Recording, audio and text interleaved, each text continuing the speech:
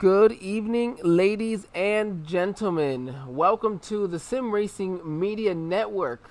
We are live here from beautiful Richmond, Virginia for the iSNF Cup Series. I'll say that correctly at one point. I'm Angel Santiago, joined today by Alan Bergen. There we go. Alan, did I get it right this time? You did get it right.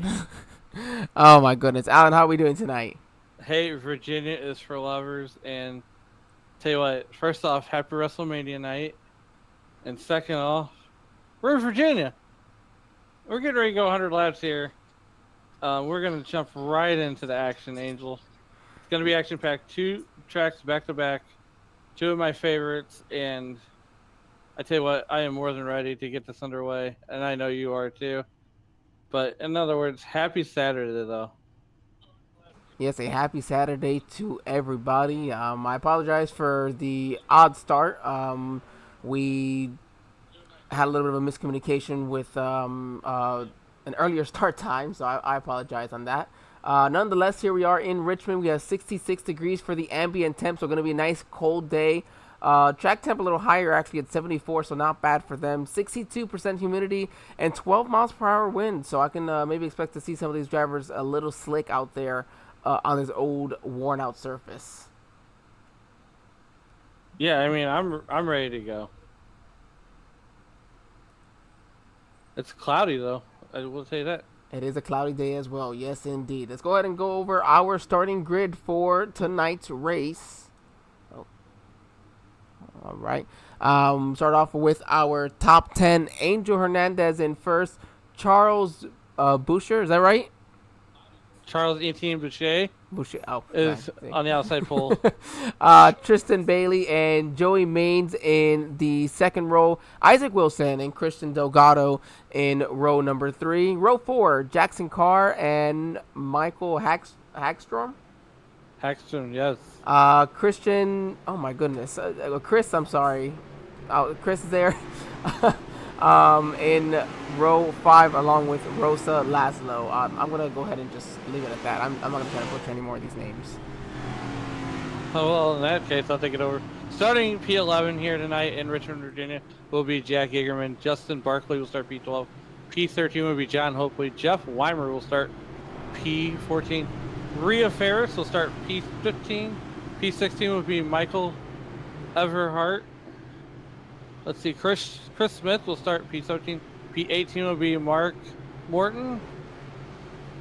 As we continue to go through the lineup here, let's see here. P19 will be Bob Wyckoff. Adrian San Jose Arenas will start P20. P21st will be Shane Griffin. Curtis Kelly will start P22. Jared McCauley will start P23. 24th will be Larry Fairman. Tyler Bentley will start P25. P26 will be Tim Henderson, Michael Gervey, Courtney Nelson, Nathan Christensen, Robert Rowe, Mathis Biscay, Richard Mulgany, who's a spare, Shane Posey, Chase Hardy, Robert Lynch, Matty Fornes, and Matt Metler will round out your field.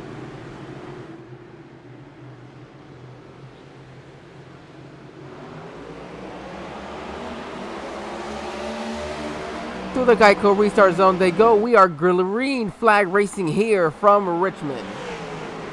Angel Hernandez gets out to the early lead, and he's got Christian Bailey. Charles Etienne Boucher is on his outside, looking to make a pass. They're going to try to be early, make calculated moves. They got 100 laps here. Yeah, one thing I do love about this series is the fact that these paint schemes, of course, mimicking that of the real life ones, and man, do they just look amazing as they go through here through the field at Richmond. Just for those of you that weren't aware, qualifying, there actually was no qualifying for tonight's race. It actually is going to go off of a almost a rain out. They went for qualifying and went off of the owner's points going into tonight's race. Of course, any fill-in drivers had the EOL. As we go here through the field right now, 3 wide for the lead, as Tristan Bailey's going to take it there in that number 19. Yeah, as we are working lap 3, we just got to know that they got 60% fuel. 1 extra set of tires tonight. and your stage breaks are going to come at lap 30 and 60. So we got to get to lap 30, then we're going to hit the reset button, and hopefully no caution between then and now, but who knows. Man, stage breaks. You're going to have to keep me reminded on that one. But right now, we're going to have our first caution of the evening. And I was just about to mention, there is no iRacing cautions here tonight. This will be admin-only cautions. So we'll have to have a good enough crash to happen. And we're going to go ahead and jump over to see, oh goodness knows, series leader Rhea Ferris possibly involved in this one.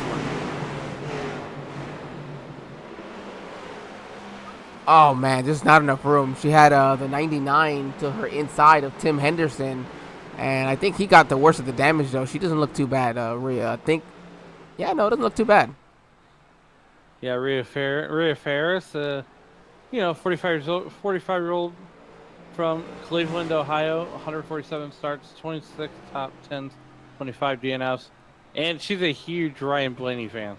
Oh, that is the understatement of the year, I think you could say, for Rhea. So as she goes ahead and gets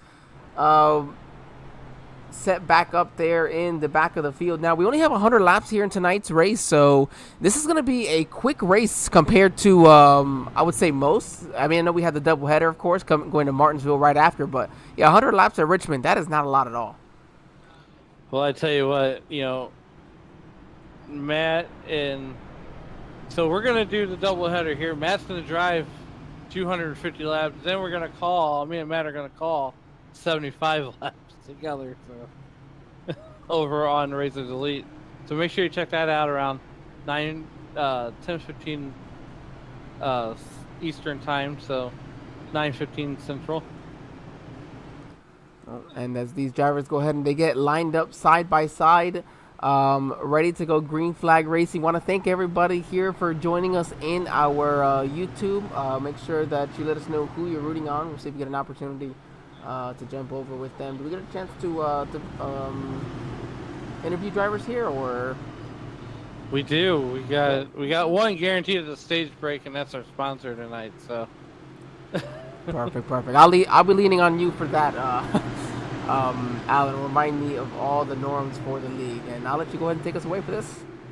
All right, here we go. Tristan Bailey on the inside, Charles Etienne Bichet on the outside, and what a jump that Tristan Bailey's going to get as we are down and away for the restart here on lap number 8. And as they dive down into turn number 1, it'll be a battle for second between the 3 and the 45 of Charles and Angel for that second place, and Charles will take second. Charles Etienne Bichet takes second place, just like you said. Angel Hernandez. Angel, I think you have a doppelganger here in the field, as he's got the same name and no relations. That 17-year-old out of Mexico, he's got 7 wins on the year. Yeah, but I'd say that's the difference. He's got 7 wins and I don't win, so he's out there racing and I'm over here up in the broadcast booth for a reason. So not looking half bad there right now in the third position. Isaac Wilson in this number 24. Not having a win yet, but 26 top 10s right now, running in that 4th position, looking pretty strong. And I gotta say, I really do. I'm not much of a Chevy fan anymore, but I do have to say I love this 24. Really looking like one of those Jeff Gordon paint schemes of old. Well, I tell you what. So the reason we are running this doubleheader tonight is because, one, it was Easter Sunday, so the league wanted to give everybody an opportunity to spend Easter with their family and friends, and just have a good time there. But I tell you what, as we are making laps, everybody's just making calculated moves here. Rosa Lazen at number 6 car, and we got 7 different countries represented. Angel. They pulled drivers from 7 different countries. Think about that for a minute. Let that soak in. That is quite a bit. 7 different countries represented here. I think you can say that's more than a Cup Series right now almost. As we watch this 2 in this number 31 of Mark Morton and Jeff Weimer go side by side. The 42 looking to stick it there 3 wide. He says, you know what? This race, not a long one. I got to go, and I am moving up. He's actually already up 10 positions there as he looks to the... Wow. 31 car, Morton drives Weimer up the hill there a little bit, and that's a byproduct of short track racing, and they're both going to lose wholesale positions.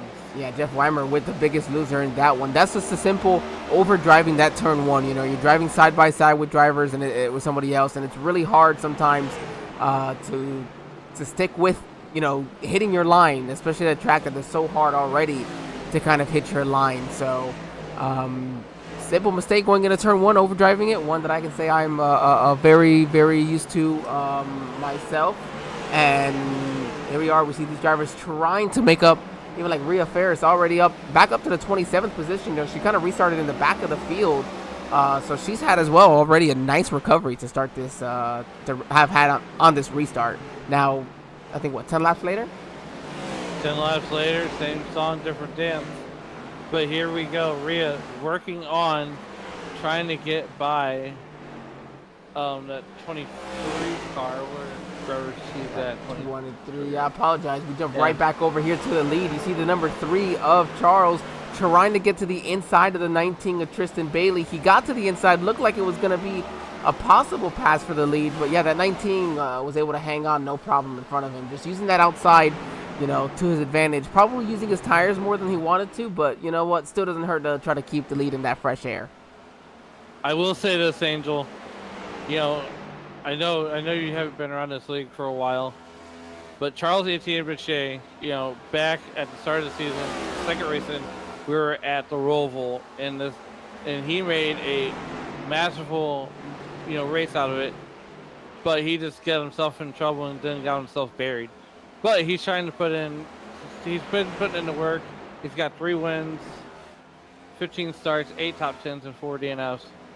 So Tristan Ray, or not Tristan, but Etienne Bichet, if he has a real good day, he has a real good day. If he has a real bad night, he has a real bad night. Yeah, 10 starts, 6 top 10. So he's looking for his first win here so far for the iSNF Cup Series. Tristan, you know, looking like those stats right there show that, man, he can win, but he's also gonna try his hardest to go ahead and get that win. So looking to have maybe victory number 4 in 16 starts. That'd be a 25% rate. Insane it would be. But man, he's got a hard charging 3 car right behind him, and I like that there's plenty of respect, you know, between these two drivers. The 19 giving that 3 plenty of room if he wants it. Just still gonna make it hard for him to make that pass now 20 laps into this run. We got 9 laps until the stage, and I believe the 10th car in line will strip the caution. Oh, we have a bumper flying across the track. Whoa, where did that come from? I have to. Yeah, it looks like the 23 of Chase Harden there. Driver out of Summerville, South Carolina. Take a brief look at that, and then we'll jump right back to the lead as soon as we do see exactly what just happened for him. This happened off of turn 2. Oh, there it is. No, off of. And Chase Harden takes a slide for life down to the infield. Oh, I think coming back out on track is what ripped the front bumper off. Meanwhile, back at the front of the line, Tristan Bailey and Charles Etienne Bichet continue to battle it out. And right now, your biggest mover so far, or in my opinion, Matt Metler there. There in that number 60 car has worked his way from all the way up to 9th position. Why is he? Has he disappeared for me? Oh, Matt Metler.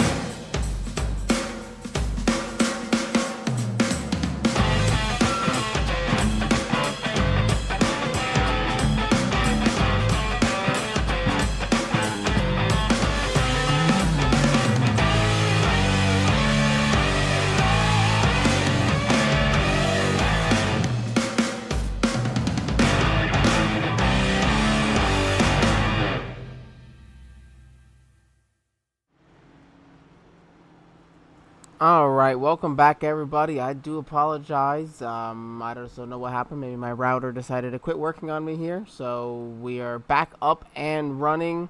How are we doing, Alan? Sorry about that. So we're under caution right now. Tristan Bailey's going to lead it right now. And this is a stage break, too. Angel Hernandez is second. Jackson Carr is third. Isaac Wilson fourth. Joey Maines fifth. Christian Delgado is in sixth. But right now, what we're going to do is we're going to talk to the stage winner. And that's going to be Tristan Bailey. So we're going to pull him up here out of the Joe Gibbs Racing stable here. So let me go find him real quick. And we're going to make sure he's not going to go in and take a pit stop real quick before we have a chance to chat with him. Yeah, we'll give it just a moment. Looks like he might stay out. Yeah, nope, not coming down pit lane, so. All right, we're going to pull him up to the broadcast booth here.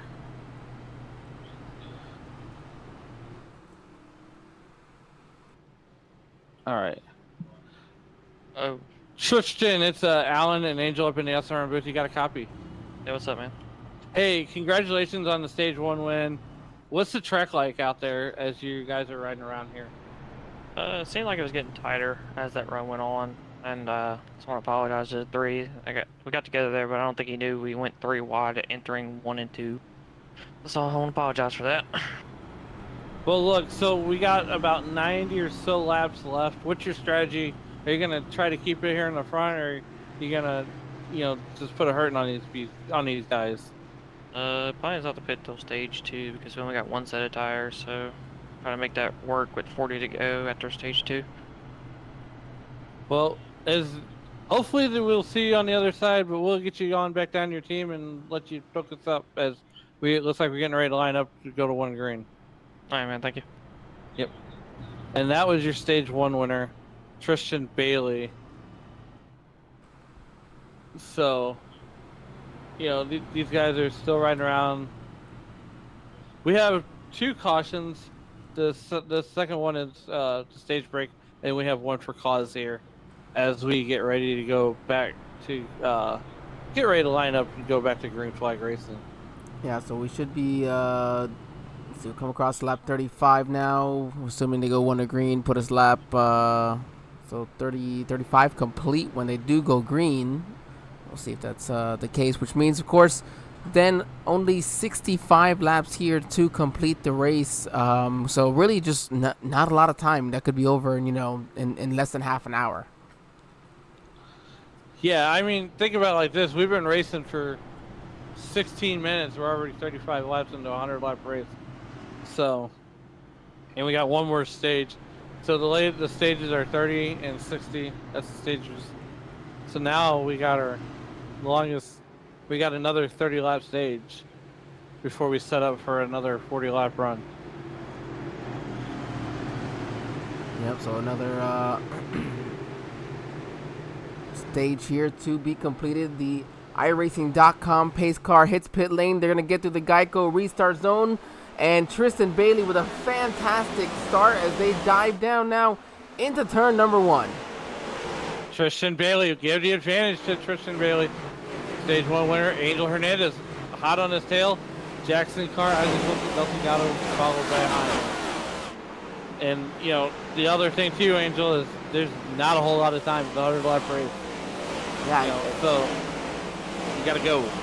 Yeah, you have got to go. You see drivers bouncing off of the wall there, coming off of 4 ever so slightly, as now Angel Hernandez is under attack from Jackson Carr in that number 13 colleague car as he's looking to the inside. You see him even peeking a little bit to the outside, trying to just get a good momentum here off of the turn, but yeah, that dirty air is certainly not going to help there for that number 13, as we do have quite a few other battles here now for that 6th position between the 6th and that number 9 of Joey Maines. Yeah, here we go. We got the 9 car back there also. Joey Maines on the inside of Charles Etienne-Boucher. The 48 of Matty Forns. He was sideways on the backstretch coming off of turn number 2 there. Did a great job of locking it down. So unfortunate for him, but it looks like he should be able to get it back going, hopefully with minimal damage, as you see some of that smoke there still in the backstretch from it. Yeah, as you're looking at Rosa Laszlo there in the number 6 car. He's running, I believe, 6. Yeah, he's running 6th position. Yes. Nashville, Tennessee native Jack Yeagerman there in that Spire number 77. So now you. Oh, I'm sorry. Go ahead. Go ahead. Oh, we got one that's got a connection issue there. 15 car. I see the 77 of Jack, as you just mentioned, trying to get to the inside of that 22 of Justin Barkley. We hear a couple drivers, getting into the wall a little bit. And, as Tristan mentioned, almost these cars starting to get really tight. And especially, there goes one. Man, that was about to not be pretty. That was the 10, I think, of Jared McCauley. Yeah, that was Jared there in that number 10 Stuart Haas machine. So jump back over here to the front. Tristan Bailey still your leader now, about 0.6 of a second over Angel Hernandez and Jackson Carr. Still that 1, 2, 3. And Isaac Wilson just kind of back here in that 4th position as well, with Delgado rounding out your top 5. So lap 42, what's your game plan here? Save tires or, man, that's a hard hit there for 16. I mean, you got one set. Get it to the halfway point or to the next stage break. Go get the tires and then drive the holy crap out of it to the end. I mean, I think that's not a half bad decision right there. As you see the 3 trying to make his way back up through the field under to the inside of the 6 car, as is not able to try to get the power, not able to get that power down quite the way you can on the outside. As you see him now peeking to the outside a little bit, trying to get that momentum, as mentioned, off of 2. Charles Etienne Bichet there, running back up in 7th position. Had a little hang up as we had a little mix up there with Tristan Bailey, as we heard on the stage break. But nonetheless, he's had a recovery run to driver out of St. George, Quebec, Canada. Yeah, not doing a half bad job there. The 3 just really trying to get onto the inside. We have one car. I think that's the 15 or the 15. Oh, we saw some smoke. The 15, yeah, of Michael Hagstrom. Oh, no, I'm sorry, not him. It was the 51 of John Hopley. I'm sorry. I thought it was one of those Rick Ware cars. I just couldn't tell exactly which one of them it was that had that problem. And, oh, my goodness, hard damage, I think, for him. At least a hard moment for him where he's going to have to come down pit lane as the 3 finally is able to clear that 6-4, the 6th position. He's going to try to look forward here into the top 5. As we do still have some other battles here around the pack, as the 77 and the continues to move forward past the 22, now making a pass here on the 9 as well. Oh boy, this is gonna get good. As we got Jack Yeagerman trying to close in actually on Courtney Nelson there in that number 42 car. Man, look at this. They are 3 wide. Curtis Kelly, Rosa Laszlo. Oh, my goodness. And the 62 of Courtney Nelson is going to stay in front of the 6 is going to be the big loser, as Courtney Nelson does make the good move there on the inside, and only their 2nd start here in the iSNF Cup Series, trying to make some hayway there, moving in for a possible 2nd top 10 in 2 starts. Yeah, I mean, the driver at the 40-year-old out of Grand Junction, Colorado, driving once again that 62 car. And, I love the talent that he has, as we got 11 laps in the stage left to go here. Go through a little bit through the field to see if we got any other drivers battling, as you always have drivers battling here at Richmond. It doesn't really matter where you're at. We are side by side for the 2 of Jeff Weimer. And I think that was the 70. No, sorry. That's the 71. It was. Oh, the 43 is not on the lead lap. I don't know. Right in front of them. No, he's Shane is a lap down at the moment. So the battle right now is the 2 and the 23 is not on the lead lap either. Chase Harden, he's a lap down. So you're gonna have a lot of lap cars as well. That's one thing that you're gonna experience here at Richmond with a field of 37 cars. A field of 37 cars. Oh, and the 10. Oh, we got trouble. We got trouble big time. Mark Morton gets into the 10 car, sends him around, and I don't know if we're gonna have a caution. No. As they are trying to keep things moving here, that's why they have the admin caution. Let's go back quickly and see exactly what happened there. The 31 and the 10. Oh, man, I have to say, I'd almost say that's not a 31 there, Mark Morton. Kind of just came up a little bit, you know. Not to say, of course, not on purpose, you know, just the way he came up off the, you know, off of turn 4. You know, he can get so tight. You're trying to chase it up the track. And, you know, maybe thought he'd be clear of the 10. Even could have been that the 10 had to lift if he got tight. So, you know, a couple different scenarios that could have happened there. Whoa, somebody else going down the front stretch as well. I think that was the 48 again of Matty Forens. Matt Forens out of New Bern, North Carolina. 46-year-old with 14 starts in that number 48 car. Nonetheless, we go up to Carrier, Mississippi's own Christian Bailey in that number 19 car. As he is just, him and Angel Hernandez has just been dominating this whole race right now. Well, this 45 is really starting to just kind of just eat into this 19's lead, and here's the stage break is looming near. He is really trying to get past his Toyota teammate there in the 19, but man, the 19 has also been strong, and again, he has that clean air in front of him to benefit.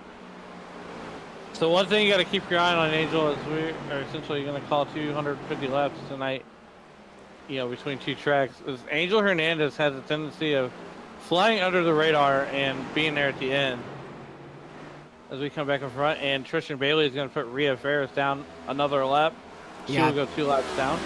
Rhea pulled off, and what happened there, the 19 just kind of caught Rhea at a really bad spot. Nothing that she did wrong. She was trying to stay out of the way. It's just sometimes where you catch other drivers can be inconvenient, and she noticed that, oh, that was really bad. So she pulled off right in at her next opportunity to give him that space, because you really want to let these two drivers battle it out here towards the stage end.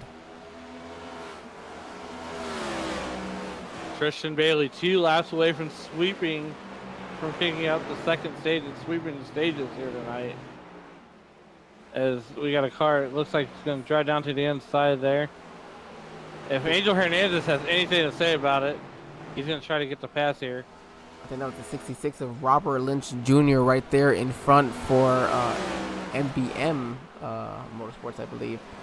So 2 to go here, and he's going to try to get just up out of the way, let these two drivers go at it, as the 19 and the 45 are right there battling for the lead. You know, the 13 would love to be a little bit closer, but about 1 second back. It is a battle between these two as they come off of 4. As we come off of 4, we're at lap 60. And Angel Hernandez is, and there's the stage. Tristan Bailey gets your stage 2 win. Yep, stage 1 and stage 2 winner. So he'll be looking to sweep the stages, all 3 of them, of course, something that 19 we're used to seeing done on Sundays. Look, do it on Sunday and then do it in iRacing, right? Exactly. That's right. If you're gonna drive that car, you got to do the way the driver does, you know. So that 45 has steals a victory for him. I hope from him at the end of the race. I hope to see that 19 roughing his bumper or something. As the stage ends is here now, lap number 60 or lap 61 now, having completed 60 laps. We'll see the drivers looking to make their way down pit lane. So while they do that, let's go ahead and hit our first commercial break here of the evening, Alan. How about it? Go for it. We'll be right back, everybody. Hang on tight.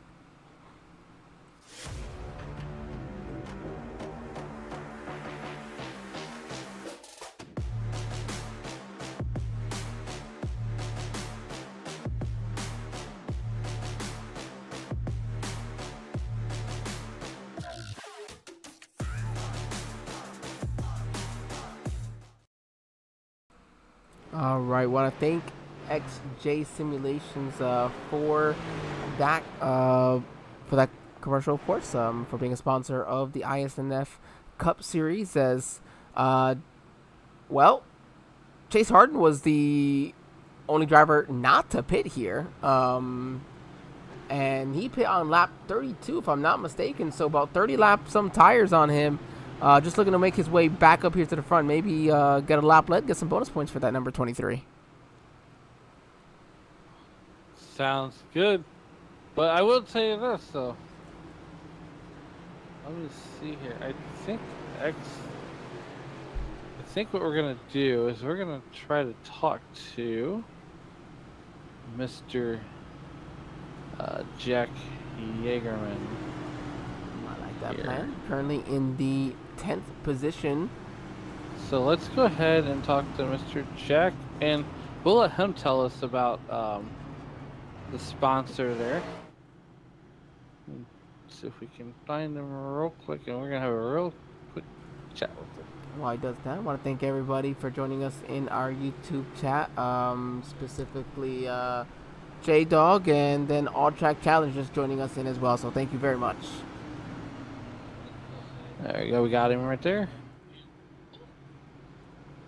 Jack, this is Alan and Angel Santiago in the SRM booth. You got a copy? Yeah, I do. How are you doing, guys? Good, good. Hey, look, so we just got done watching the commercial there on that we were afforded, and maybe you want to tell us about the little side hustle you got going on there with the iRacing paint. I wouldn't call it much of a side hustle so much as just a YouTube channel that's kind of dedicated to teaching people how to paint, and along with some other stuff with iRacing. Don't have a lot of just racing content, but there is a lot there when it comes to the inner workings with templates. So, you know, as we get ready to get lined up here, you know, drive around the Nashville, Tennessee. So I'm actually starting to get into iRacing paints myself. So what would one need to actually start to make quality paints on iRacing as you would? You know, the main thing is make sure you got trading paints downloaded, which pretty much everybody does. And then I would tell you I've got a playlist that kind of walks you through. Well, all right. Well, Jack, we're going to go ahead and get you back down to your team real quick, and so you can get focused up. Great, guys. Thanks. Yep. That was Jack Yeagerman, as we're going to get him back down to Spire Motorsports, sponsor of the race. And make sure you guys watch that YouTube channel if you guys want to learn how to paint cars for iRacing, especially NASCAR Cup cars and Xfinity cars.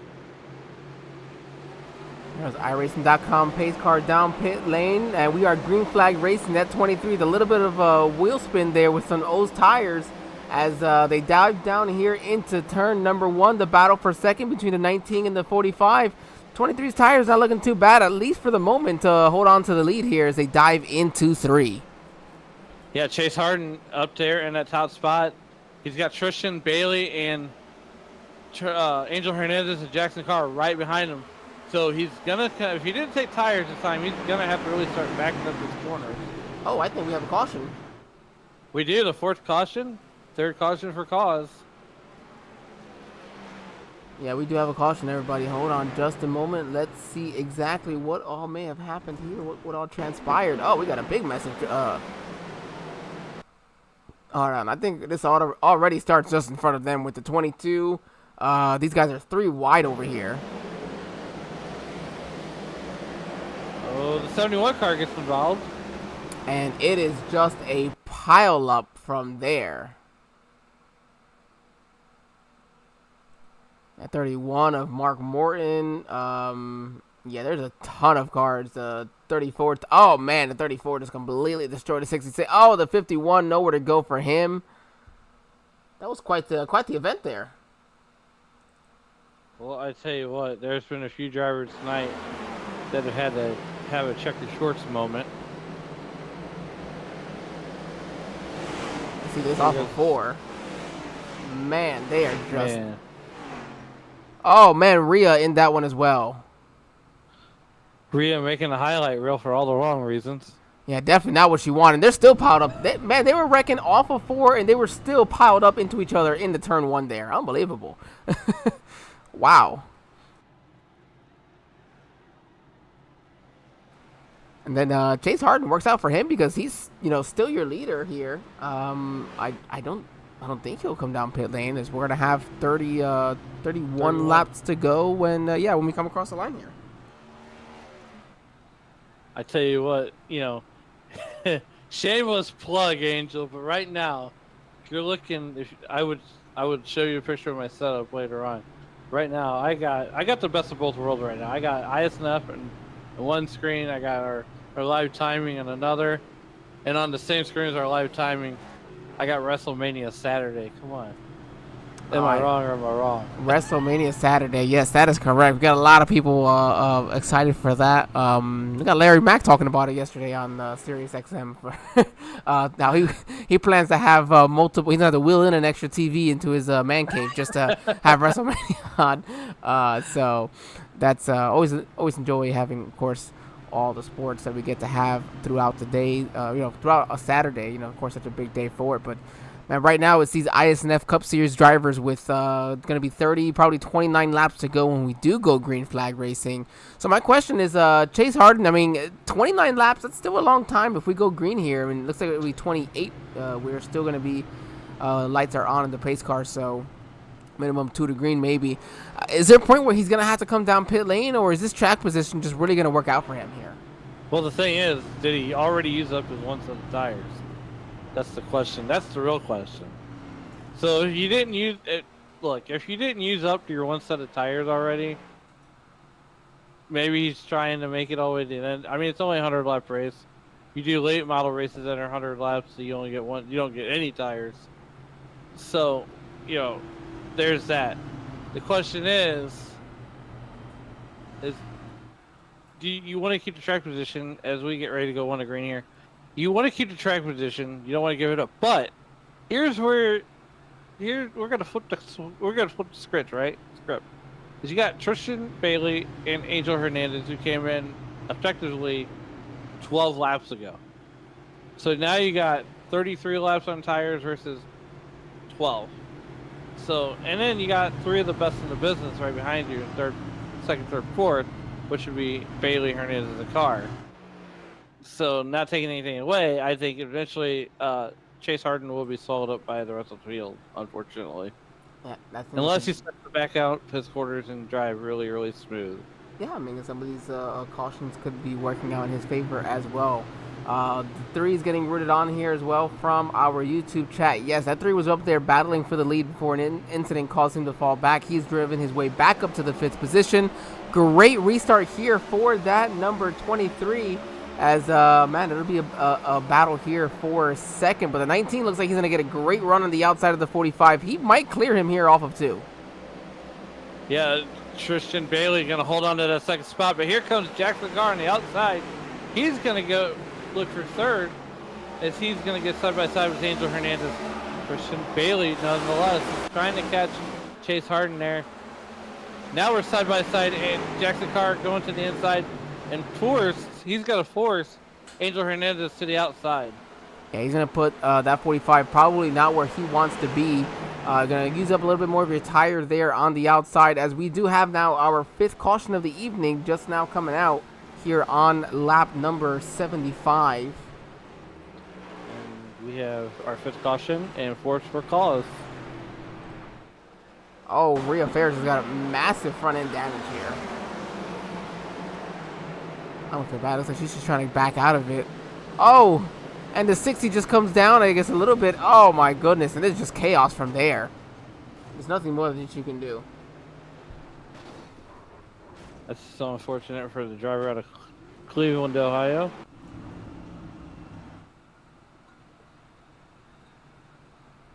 Man, that is... And she was even trying to back out. You saw that she was trying to be safe, back out of it, and give these guys the space, and then still... And that just shows that, you never know what's going to happen. So that 60 contact was... that was actually Matt Metler there. Oh, man. And the number 60 that made contact with her. So, doesn't look like he might... that car looks like it's still in pretty good condition, so I don't expect that will be cause for incident or reason number 13 or DNF number 13 tonight for him. Rhea, she's still just trying to fight on as long as she can. She definitely does not want to have a DNF here in tonight's race, especially with that front end just completely gone. But you know what? It's Richmond, so it's not necessarily the worst thing in the world. She can still get out there and put out some decent laps. Yeah, I mean, if anything, it's going to keep the radiator cool. There you go, exactly. So we got a couple of cars that look like modifieds. Yeah, I think that was the 66 of Robert Lynch. Whoever's behind Rhea. Well, I tell you what, if you're already having troubles here in Richmond, it's going to be a long night because you might not fare any better in Martinsville. That's the 21 of Chris Smith. That's another thing, you know. Then you have to turn around and go to another short track, and you just feel like you're just feel so dejected almost to want to have to go. But you know, give credit as well to Rhea that she's still on the lead lap with the incidents that she has been involved in here tonight, not of her own doing. So, still fighting hard there in that 23rd position. That's amicable right there, I have to say. And then here's the thing too. She has a lot of fun putting these on. It's a stressor and a half.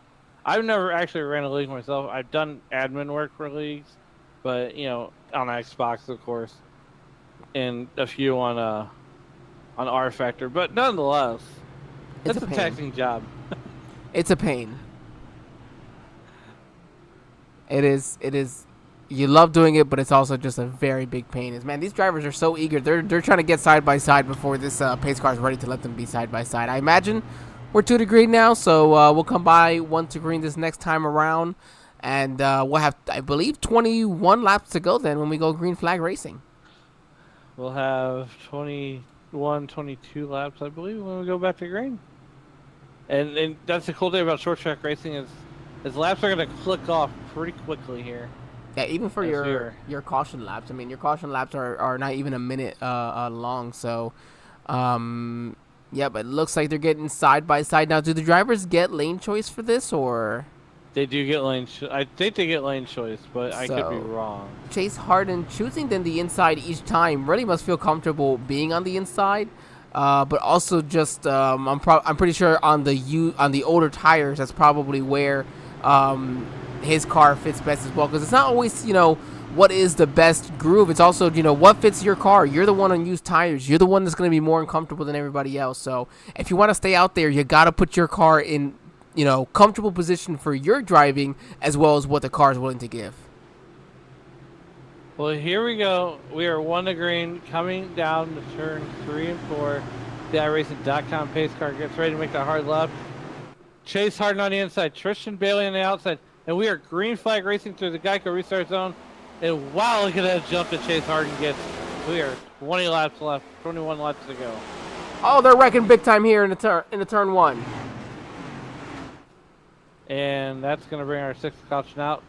5th caution for cause. Oh, the 9 of Joey Maines, the 17 of Larry Fairman.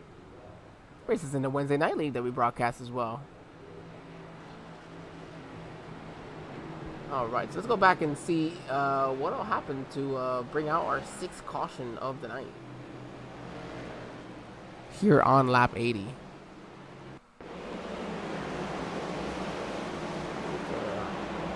Clean up in aisle 5. Yeah, so we're gonna fast forward to this. That looks like it. Oh, we went too far forward. Too far. Okay, so it looks like Larry wasn't involved nearly as much as I'd say maybe the 4 of Nathan Christensen.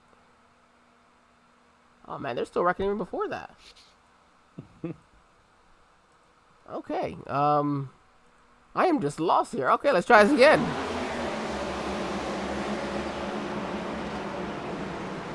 Oh, they all just start checking up in front of each other, and I think everybody it's just a wreck fest from there for them. You know, everybody's checking up, and not everybody can get stopped in time.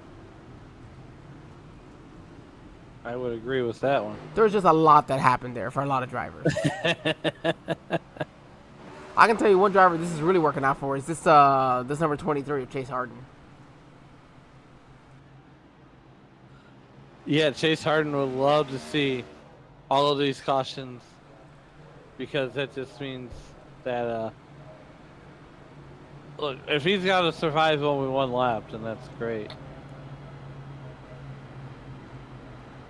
Yeah, I mean, and he's proven that he can get out there and stay in front of them for at least 3 or 4 laps. Well, maybe 2 or 3 laps, but even then, notice, you know, the battle's been for second behind him. So, yeah, these things keep ticking off, you know. And this driver, 22 starts, only 1 top 10. He's looking strong right now in front of these drivers who have been really dominating this race.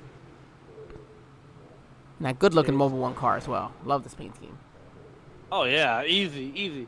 Hey, Kevin Harvick, or not Kevin Harvick, Josh Berry has the best paint scheme in real life though right now. Oh my goodness, that For gold! Martinsville? Oh boy. my boy! Oh, that's where it's at. That's the bee's knees right now. I'm hoping that these drivers can get their paint schemes updated between now and then. I don't know if it'll happen or not. It's a little bit of a task, you know. Going a doubleheader is already a little bit of work for some of these drivers. So we do, as mentioned, have that doubleheader right after this race is complete here in the next 17 laps. We will head over to another part of the state here in Virginia for the Virginia doubleheader at Martinsville, and I believe it's 150 laps for Martinsville. It is 150 laps for Martinsville. Yeah, same situation here for Richmond, where there will be no iRacing cautions. It will be all admin cautions. Yep, same bat time, same bat channel. Well, different bat cave. Yeah, we'll be sticking. You know, we'll be leaving this same broadcast up. You don't even have to leave. You can just leave your computer running. We'll go to a brief commercial break while we get switched over to the new session. But you know what? Forget about that new session right now. We still got 16, going to be 15 to go in this one, and we got to declare a winner in this one as well. Well, here we go. We are getting ready for the life fight of dog fight of the century. Is it going to be 101 or is it going to be bloodline rules? We do not know. We will find out here in about 15 laps. Love the shameless plug. There you go. Lights are off on the iRacing.com pace car, getting ready to hit pit lane. iRacing.com pace car pulled off. Chase Harden on the inside, Trisha Bailey bringing us back to green flag racing. We are down and away, and he gets another great jump as he takes off and down to turn number 1. Tristan Bailey on second, Charles Etienne Bichet on the outside, looking for second. And here comes Angel Hernandez in that number 45 Toyota. Angel was looking to make it 3 wide there into turn number 1 on that restart. Definitely thought better of it. I think if it was 5 to go, he would have done it. But right now, it is him. Oh, and the 19 is going to lose it. The 19 of Tristan Bailey, who has just dominated this race, has lost it off of turn 4. Now with 14 laps to go. And he heads to the bottom of the pack. He's going to come down pit lane as well.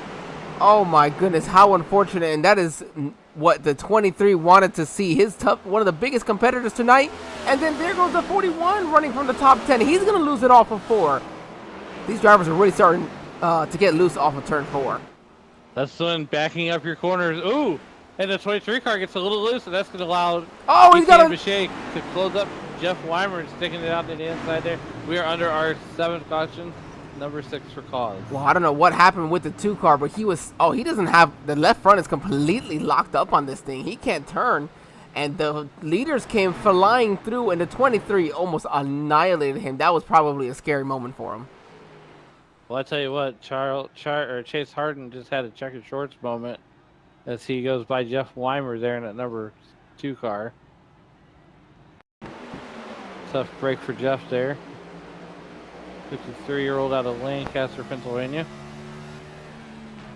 Yeah, here he goes. There he goes. Oh my goodness. Look at how fast that happens. We're going to do that one more time.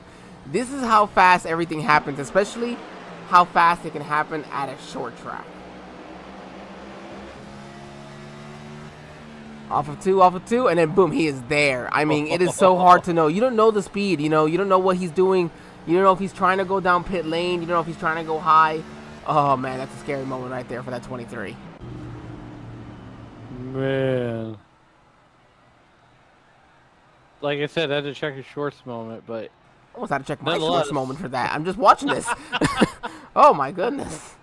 I mean, and that's the difference between a short track, you know, a 3/4 mile short track and like a 2-mile super speedway. So a 2-mile super speedway, you got time to think about it. On the short track, you ain't got much time to think at all. Yeah, you don't have much time to think at all. You see the 15 of Michael Hagstrom, getting his lap back, the lucky dog, in that number 15 Rickware Racing Ford Mustang from Sweden. So he'll move into the 23rd position, it looks like, getting back on the lead lap. So, man, a lot happened right there. And then the worst part, Tristan Bailey, oh goodness, now back in the 21st position that they are scored in. Oh man, that's a tough break for the driver out of Carrier, Mississippi, and you know, 3 wins on his short career, 15 starts. now he's going to do a recovery run, and I hate to say it, but I mean, you're going to try to have a shot at it in 10 laps. And I want to pardon my French. You're going to drive through the field like a pissed off teenager. Yeah, driving through the field like a pissed off teenager. That's exactly what you don't want for the rest of some of these other drivers. But, you know, it's going to be his way of trying to recuperate, you know, maybe a top 15 he can get out of this. We'll have lights are still on. So right now I'm assuming 2 to green now. We'll have 7 laps to go when we go green. Yeah, it's going to be hard to get back into the top 10. Possible, but going to be difficult for him as well. It's going to be very difficult. But now we have a whole new top 3.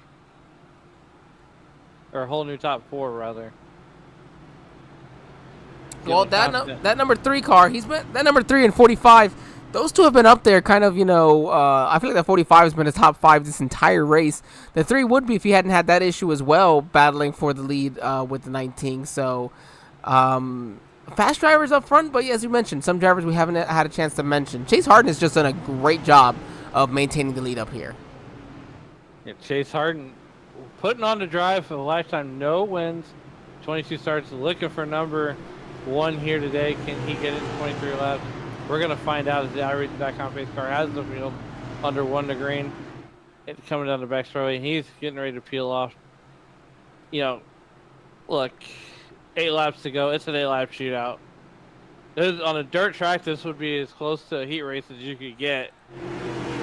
But here we go. Time to bring the gloves off. iRacing.com pace car getting ready to make that hard left turn. Chase hard into the Geico restart zone, and we are down and away. What a start he gets. Even Etienne Boucher can't keep up. We are 7 to go. He just does such a great job. You know, he waits late, acts like he's going to wait late, and then coming 3/4 of the way through the box, he just goes, and it gives him a great restart. And these drivers are battling hard behind. Let's see, what does the 3 have? Oh, the 62 gets a little bit hot into the corner, gets into the 45, into turn number 3. The 3's got a great run, though. Can he get there? Oh, and caution is out. We got a big wreck, and I think Angel Hernandez, that 45, is going to be involved as well. Angel Hernandez, what a tough break for Hernandez. Etienne Boucher, that is going to bode well for him as a beneficiary. But the real beneficiary is Chase Harden with all the caution. Ooh. There it is. That's where the start happened for him. Locks up the brakes. Yep, hold on. Let's go back up here. That's the 62 of Courtney Nelson. We'll go back up just a little bit. Locks it up going into turn 3. Yeah, this is where it all starts. Like you said, gets in a little hot there. Locks him up, gets in the back of Hernandez. Oh. Hernandez gets out of shape, and then we got Calamity. Yeah, you know. Oh, my goodness. And it's from there, it is just, Matt Medler, heavy contact. A couple other drivers sliding through there. Yeah, I mean, you know, he's just at that point trying to recover. He's hoping to get it onto the throttle pretty good there off of 4, and then there's just no grip up there as well sometimes, and it just went around on him. So, well, I tell you what, we're gonna have green-white checkered. We're gonna have a green-white checkered, and this 23 has maintained this lead since lap. What was it, 60 something now? 40 laps. You know, back and forth now. I think we've had 4. The abundance of our cautions. Yeah, 4 of them here in this final stage, and. Honestly, with the way the first part of this race went, I wouldn't have assumed we would have this many cautions. I mean, I would have said, no, this was a bad idea. Don't stay out, you know, because you're just going to get eaten up alive, and this has really worked out for him. Oh, for sure. Look, so, you know, we're getting ready to come back, 3 to go. You know, green-white checker. And the way this works, green-white checkers, we're getting ready to go 1 to green here, is we're going to race around. We're going to take the green flag. With 2 to go, we're gonna race around. If we don't make it back we're gonna re-rack and reset it. I think they get 3 chances to make it happen. Chase Harden is only thinking maybe I only need 1 chance, and that's when we go green here.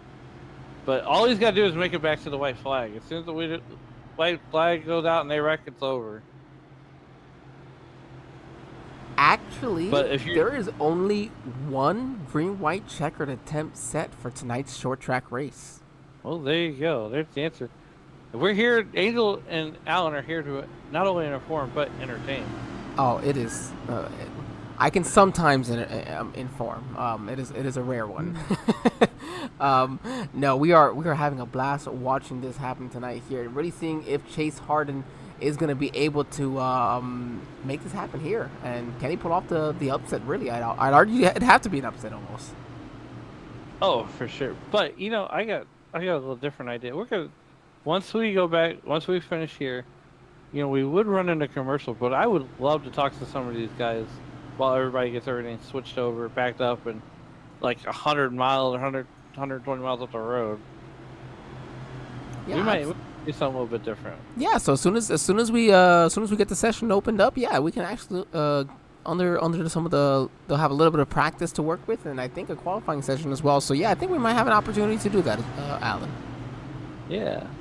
We're not ready to go green. The lights are actually still on. Again, these drivers are just ready to go green. You'd think it's one to go now. Well, I tell you what, though, Chase Harden has got to have the restart of his short iSNF career. Someone just blew an engine. And someone has. I tell you what, though, tonight Rowe, the number 44 car, has become the official winner of the beer stand races. He was first to the beer stand at this one. Oh, well, yeah, go ahead and get he decided to make his trip to Martinsville early. Get himself a Martinsville hot dog before the race. I heard they're delicious. I would love to have them. Well, I tell you what, Chase Harden would love to have a victory here tonight as the iRacing.com pace car makes the left-hand turn, and we are back to green. Flag racing, he gets another great jump. All he's got to do is make one lap without everybody wrecking. No, he needs everybody to wreck behind him. That way the 3 doesn't have an opportunity to pass him. Now the 23 is going to slide up a little bit off of turn 2. Does the 3 get to him? They make a little bit of contact. Now the 3-2 is outside as they dive into turn 3. The Here 23 sends it. Christian Delgado, we are white flag. Whatever happens, happens. Does Etienne Boucher have anything for Christian Bailey on the outside? He's going to try to pull the power move. He just sends it to his outside there, wrecking behind. I think they're going to let it go. As they dive down into turn number 3, does Chase Harden use the bumper? Does he use up the 3? Coming off of turn 4, the 23 to 3 make multiple contact. The 23 is going to do it. He's going to win in unbelievable fashion.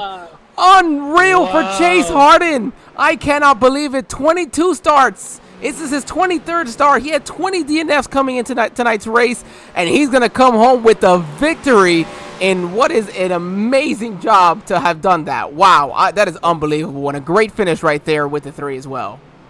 17-year-old out of Summerville, South Carolina, picks up his very first iSNF career win in 22 starts. What a run he had, and he is going to absolutely burn it down. Christian Delgado finishes 3rd, and Etienne Boucher finishes 2nd. But nonetheless, let's watch that white flag roller one more time. Oh, we will. This is going into the white flag. So the 23 did a great job sending it into turn 3. Got to, was able to clear for first. He gave the 3 the outside. That's how comfortable Chase was running this inside. And the 3 had the fresher tires and I think the speed on him. And I thought the 3 had it here, but the 23 just sends it into turn 3 and uses him up a little bit. But hey, that's fine. That's short track racing. That's not too bad. He did a great job there. Oh, and the 3 just got loose off of turn 4 is what happened. The 23, that was all clean right there. That's just hard racing for the win. As the drivers start making their way up to the winner's circle. And we'll go ahead and talk to Christian Delgado, who's just antsy to get up to the broadcast booth. Chance at it. Christian, this is Angel and Alan up in the SRM booth. You got a copy? I got you guys. Boy, 3rd place, and you and Boucher are battling hard, and I mean hard for that 2nd position, but come up just a little bit short. Take us through that last lap. Yeah, that was definitely a chaotic start. I mean, with the 1 green-white checkered, I knew that everybody was going to be hyper-aggressive. Like, this is our one chance. Like, if we wreck now, the race is over, and we don't get another lap we don't get more laps to go and try to get spots up there. So I tried to drive it in as hard as I could to at least get the Chase's bumper, and obviously Charles up there was her side by side, so I really had nowhere to go. So I tried to drive it in as hard as I could. You know, the huge wreck behind us, so we were so lucky to get through that. And you know, with those last, I would say like 10 laps, there was well, probably like 3 or 4 of the top 10. Just I guess they were just pushing too hard and self spun and went down into the grass, and we kept it going green, and we drove our way back up to what like fifth, and then they wrecked again. We drove our way back up at the third, and then we're just up there to contend to try to pounce and race for that win. But like I said, Chase did an amazing job with that tire strategy, keeping that car up front, and Carlos, I mean, he gave it all to get up there, but really just nowhere to go with how, you know, there's not really anywhere to go for me in that situation. I just was hoping that they would try to, you know, race a little bit harder, maybe get into each other and give me room to go underneath them going into 3 and 4. But no, they raced pretty clean, and yeah, just that was fun watching them battle it out right there. But yeah, can't complain about a podium and a P3 finish, especially how the race went for a lot of other people. So. Well, look, you know, so now we have the quickest turnaround ever. You know, in the official races were at Martinsville anyways. In, you know, not a lot of practice to get ready for 2 races in one night. So what's your mindset? How are you going to approach Martinsville now that we're done with here at Richmond? Yeah, luckily Richmond and Martinsville kind of have that same. I mean, they're both obviously short track, so they still have that same, you know, aggressiveness. The same, you know, you got to be locked in. You can't give anybody an inch here or at Martinsville, or you know, you're gonna get taken advantage of really quickly. And that was my big fear on that restart. I mean, I know everybody wants to, you know, come up here and get an interview from your amazing broadcasters, but so I knew I knew I was probably in the worst seat to maybe get dumped right there, because I mean, as me as a racer, I'm not gonna at least intentionally wreck someone to win a race, get a P2. I'm gonna try to be as polite and as clean as I can. But yeah, luckily Martinsville is still that same demeanor of, you know, you gotta keep your head down, elbows out, and doing that. Luckily, I like those types of tracks where you kind of have to be. I mean, it's everybody else's game. Of course, you have teammates, but at the end of the day, you know, those teammates can also use you up. So, but yeah, definitely excited for Martinsville, especially coming out of here and having a good run here. But yeah, excited for what's to come and next race. But look, as my ego swells, is there anybody that you'd like to help think that got you here tonight? Definitely got to thank my teammates over there at College Racing with Mark Morton, my co-team owner over there, and Jackson Carr doing a hell of a job, recovering to an 8th place after getting caught up in that late race wreck there.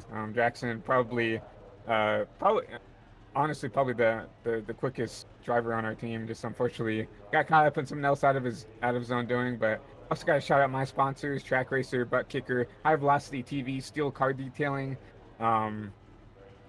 and also the folks over at twitch.tv/ChristianBoss13.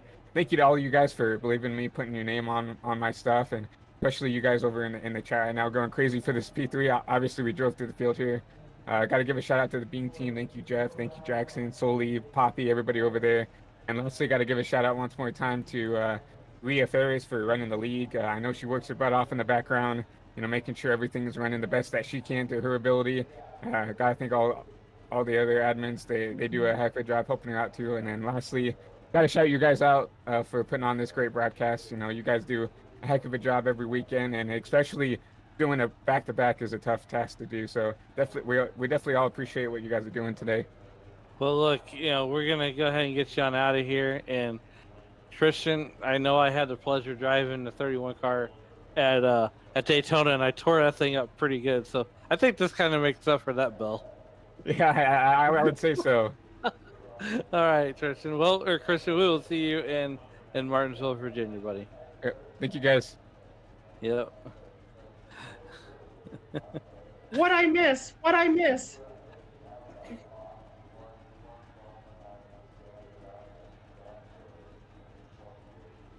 Good, how are you?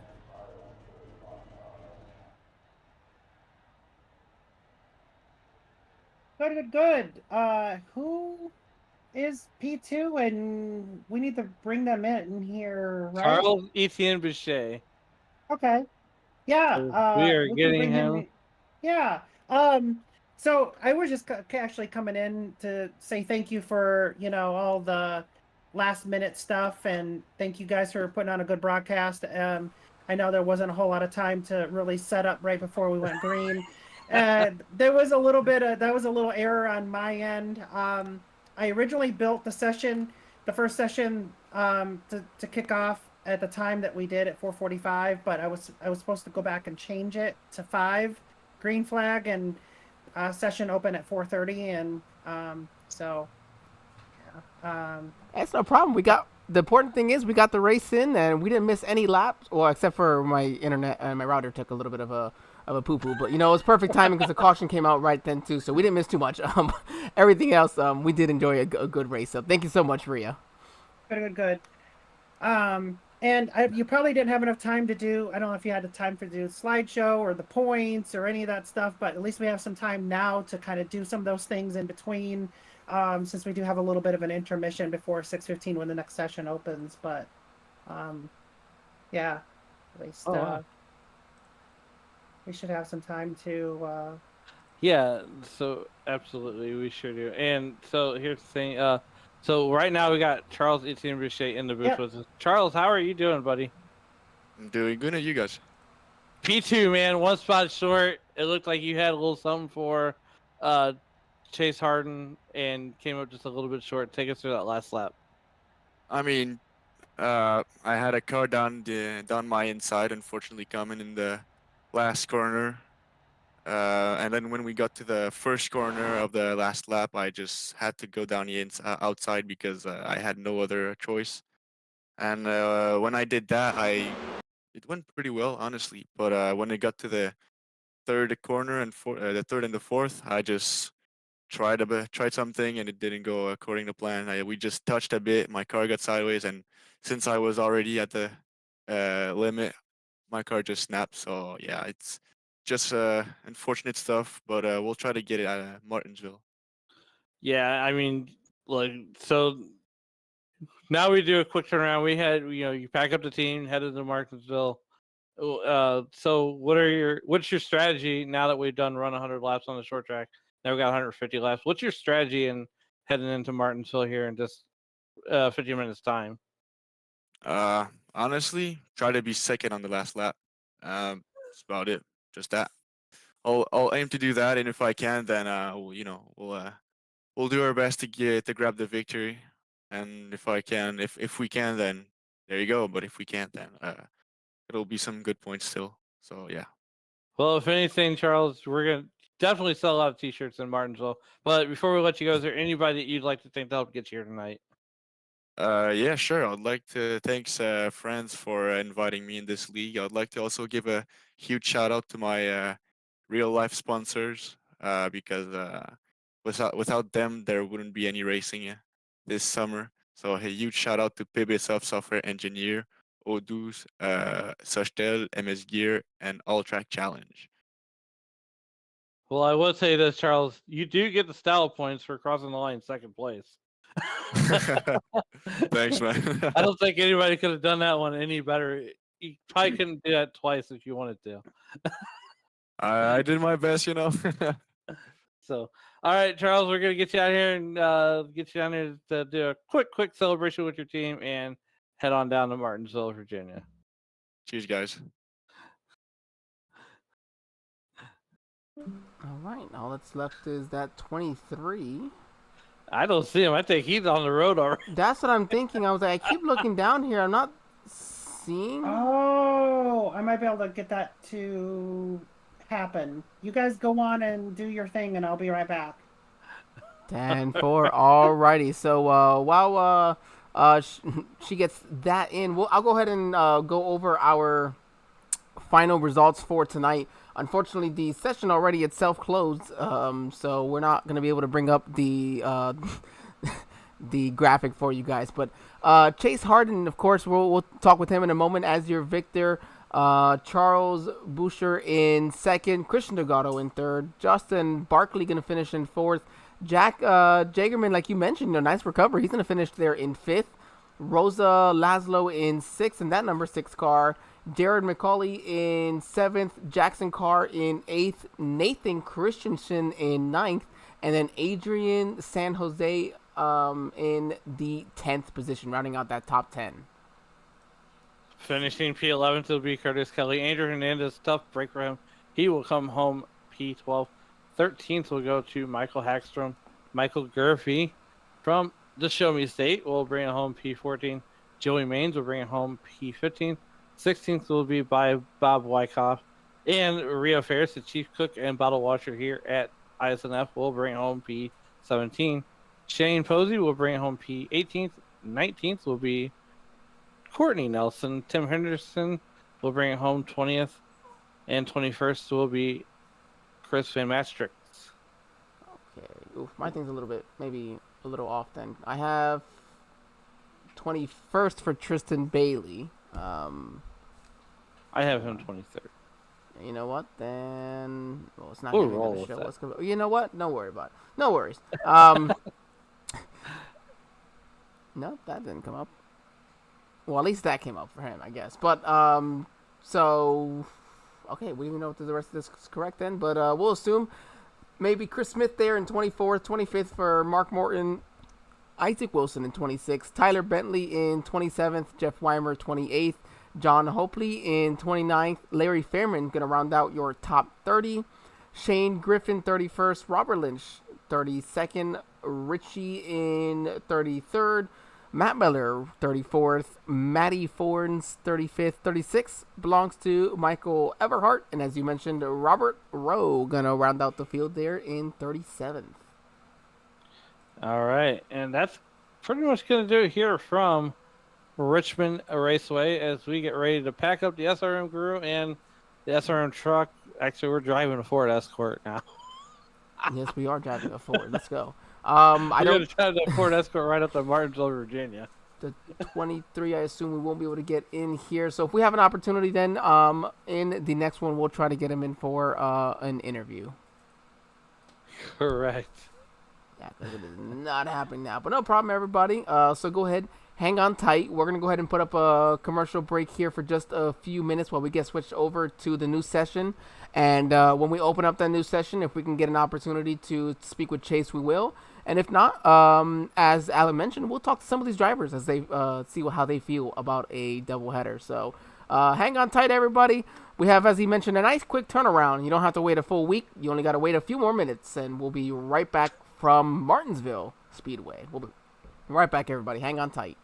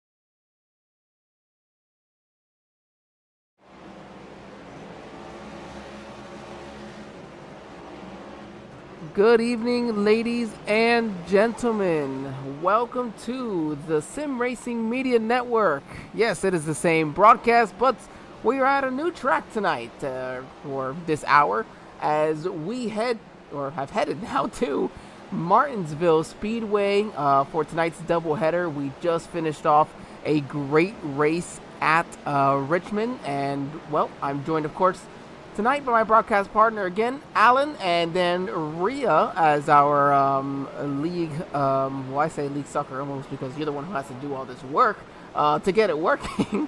I understand that much on a how you run a league. Rhea, I want to keep you in here for just a moment. Talk us through what it's been like running a doubleheader tonight. It's been stressful. It was stress I brought on myself though because of Easter. I realized that, a lot of people were not going to be in town and spring break as well for last weekend. So went ahead and gave us the week off, but I didn't want it to sacrifice. But, I didn't want to be at the sacrifice of a good racetrack, Richmond. And we had already decided to race Martinsville in place of Nashville Fairgrounds. So I wanted to keep them both on the schedule. So in order to do that, I created a double header, 2 mini races with a little intermission in between. Short track tempers, we might as well get them all over with tonight, all in one shot. Other than the Bristol race that we had a couple weeks ago or whatever. Kind of get all of our tempers out of the way now before we head to Texas next week. I think that is great. I really love what you guys have decided to do here, and having a doubleheader for that same reason as you mentioned. Give your drivers that Easter Sunday off for those that do want to enjoy that time with their families. So I really think this is awesome, Rhea, and I commend you for doing this. And I'm so sorry for the work that you had to do, but you also mentioned in between here that these drivers were going to have a little bit of work as well, and that they might have an extra couple of bonus points for doing that work. Walk us through that as well. Yeah, so as I just sent the point standings that have the unofficial point standings to you and Alan, so you guys can go over those during the race. Those are the unofficial point standings coming out of Richmond already are done for you guys. You will be able to see that some things did shift between the last race and this one, but you will get 5 bonus points for switching paint schemes between the last race at Richmond and this race here at Martinsville. It does simulate us moving from basically from Richmond back to our headquarters or race shops, rewrapping the cars, coming back out for this night race at Martinsville. certain cars look better under the sunshine of the day, and some look better under the lights at the night. So that also adds to the flair and everything as well. So hopefully we will end up under the lights. I do have realistic weather set, and I also have the time set for Eastern Standard Time. So we should be able to go into the night. It should be looking a little darker than it is right now. This new weather mod or whatever they got going on in iRacing, I've still yet to figure out how that works, but It's a pain, yes. yeah, exactly. I totally agree. It is a pain. I had probably 3 weeks straight in between, right before the rain came out with the weather, where if you didn't set it just at a certain setting or if a different setting, where I would get 0x, and I had 0x for 3 races straight that were supposed to be 2 of them night race, sunsets into night. So I understand, Rhea, the struggle when it comes to dealing with creating these sessions, but without a doubt, it's looking like it's a sunset race here, so I think that's one that we can definitely enjoy to see. And as you mentioned, you're right, some of these cars and these paints look really, really nice under the lights. Rhea, yourself in that 12, or did you switch up a paint scheme, or I did, and I just got on pit road here, and you'll be able to see mine load up here. Should have the advance scheme loading up. Yes, we do have the advanced scheme compared to the Menards that we saw this previous race. So hopefully a little bit better luck with this paint scheme than that last one. It looks like you could not buy yourself a way out of there at one point. No, it was a mess for sure. But yeah, it's going to be fun, guys, and I'm excited here for this Martinsville stretch. We won't have to be as time crunched, so expect a few more cautions earlier on than we did at Richmond, just for that reason, since we don't have to rush from this one into another race afterwards. So we'll probably go a little bit more on the natural side and let it play out here at this quarter mile paperclip.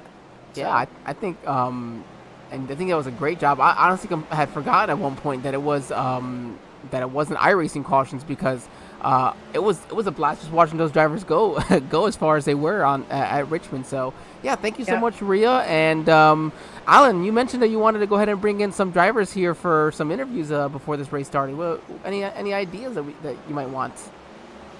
Well, I can tell you this right now, as we are gonna get some guys in here that maybe aren't, kind of, on the track right now. So we'll see. We'll take a peek and see who's not really on the track right now. As so let's do this. Let's bring in Rhea's teammate, Jeff Weimer. So let's bring Jeff into the broadcast booth. Jeff, this is Angel and Alan up in the SRM booth. How are you doing today? Good. How are you guys?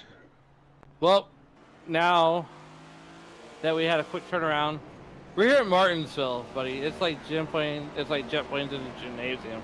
What's your mindset as we go from one D oval, D short track to just a straight up oval? Stay out of trouble.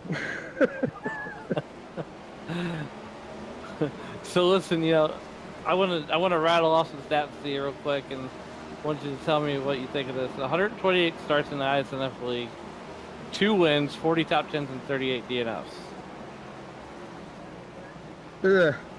Not the greatest. Not the greatest. But hey, look, you're all about having fun, and just it's a blast. And now we're here in Martinsville, so yeah, it's fun. It's fun. It's fun. Look, where else could you be on a Saturday night other than your local short track? Yeah, right. Well, is there anybody that we're gonna try to talk to people that we don't normally get to talk to? So while we got you in the booth, is there anybody that you'd like to think to help get you here? Just the whole league, guys that run it. I'll give a shout out to my wife so she don't yell at me, and my daughter. That's a smart one, Jeff. I definitely got to give a shout out to the wife. Oh yeah. I think we all do. So look, I always take a cheap shot at Angel because he's going to be tying the knot. There's 3 rings. There's the engagement ring, the wedding ring, and then the suffering. Nah, I have a good wife. I can't say I suffer. She's sitting right here too. So. Exactly. No, you got to be careful. You can't get him in trouble there, Alan. So, thank you very much, Jeff. You guys see the car wreck real? She hit me. All right. Well, Jeff, have a good race, and shout out to the wife also. Tell her that SRM thanks you for letting you race. All right, guys. Thank you. Give a shout out to you guys too. You guys are great. All right, that's Jeff Weimer in the number 2 car. We're gonna get him back down to his team so he can get ready and go to battle here with the iSNF Cup Series Angel. And I love that joke, and we don't say this enough, but man, we do got to shout out our significant others, wives, girlfriends, who put up with us just essentially hanging out with the boys all night. Yeah, I mean, we do have to be very thankful for that. You see some of these drivers getting some wrecks here during the practice session, just trying to get some of this out. And even Rhea said, let's go ahead and get some of these short track tempers out while we can here for tonight. Did you mention that everybody should be returning for this race? We had a couple drivers unfortunately miss the start last race due to the unexpected time that was different. So of course, Rhea said big apologies to them, and she promised to make it right by them. So big shout out to her again as an admin, just making sure things can get done and be fair for the drivers. We have quite a few, honestly, just staying on track, trying to put down as many laps as they possibly can. I mean, I've seen as Courtney Nelson has now put up 33 laps, as it looks like they are finally making their way down pit lane, actually. Yeah, Courtney Nelson, that 40-year-old out of Grand Junction, Colorado. 1 start on the year and 1 top 10, and that was a couple weeks ago, and Liam and I had the pleasure of calling that one. Oh, and there's what you saw what the 12 just had there. Rhea just hit right there on the inside, and the apron can't really hit it here, and it's just gonna upset the race car really badly. Oh man, it's 62, really pushing hard. And of course, all the stats that you will see at the bottom of the screen won't be updated from the race that we just finished having. So just keep that in mind, everybody, that we'll have a little bit different for that. Of course, a driver like Chase Harden will have to show his as having a victory under his belt now after winning in that race just previous for Richmond. Who else we got here? Should we bring in? Let's just see here. Let's go ahead and let's bring in Tristan Bailey, who had that tough break there at Richmond, and we'll let you talk to him. Don't want to steal your thunder there. No problem at all. We'll see him right out as well as 7th on the board. All right, Tristan, this is Angel and Alan here in the SRM broadcast booth. You got us, buddy. Hey, what's up? Come on, back, please. So, Tristan, we wanted to go ahead and talk to some of these drivers before the second of this double header for tonight.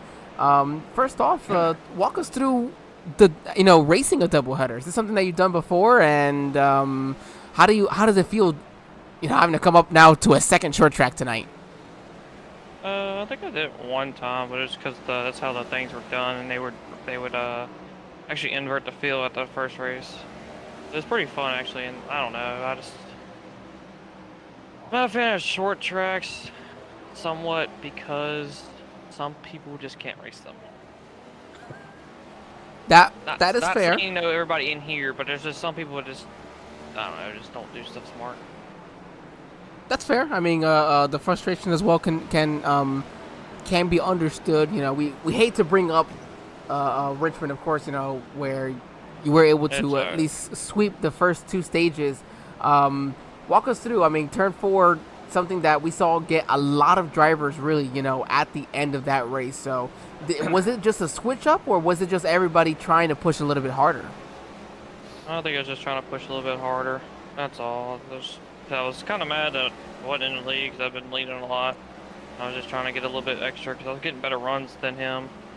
I was just trying to get a good run going into one and maybe get underneath him there.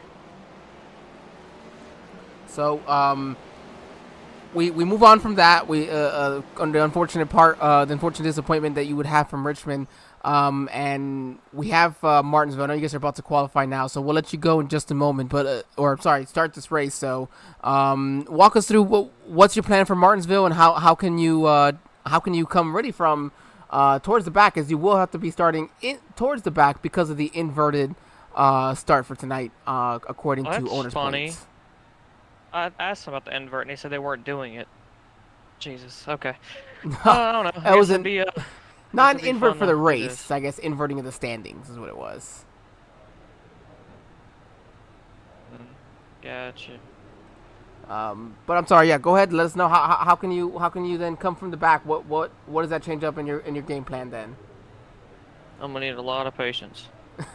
A lot of patience. That is Martinsville. We don't always have it for some of these tracks, so or short tracks when we're racing in them. So Tristan, we wish you the best of luck. Hopefully, maybe coming from the back can flip some of that luck you had from earlier on tonight. We see you in the top 3 at the end of this one.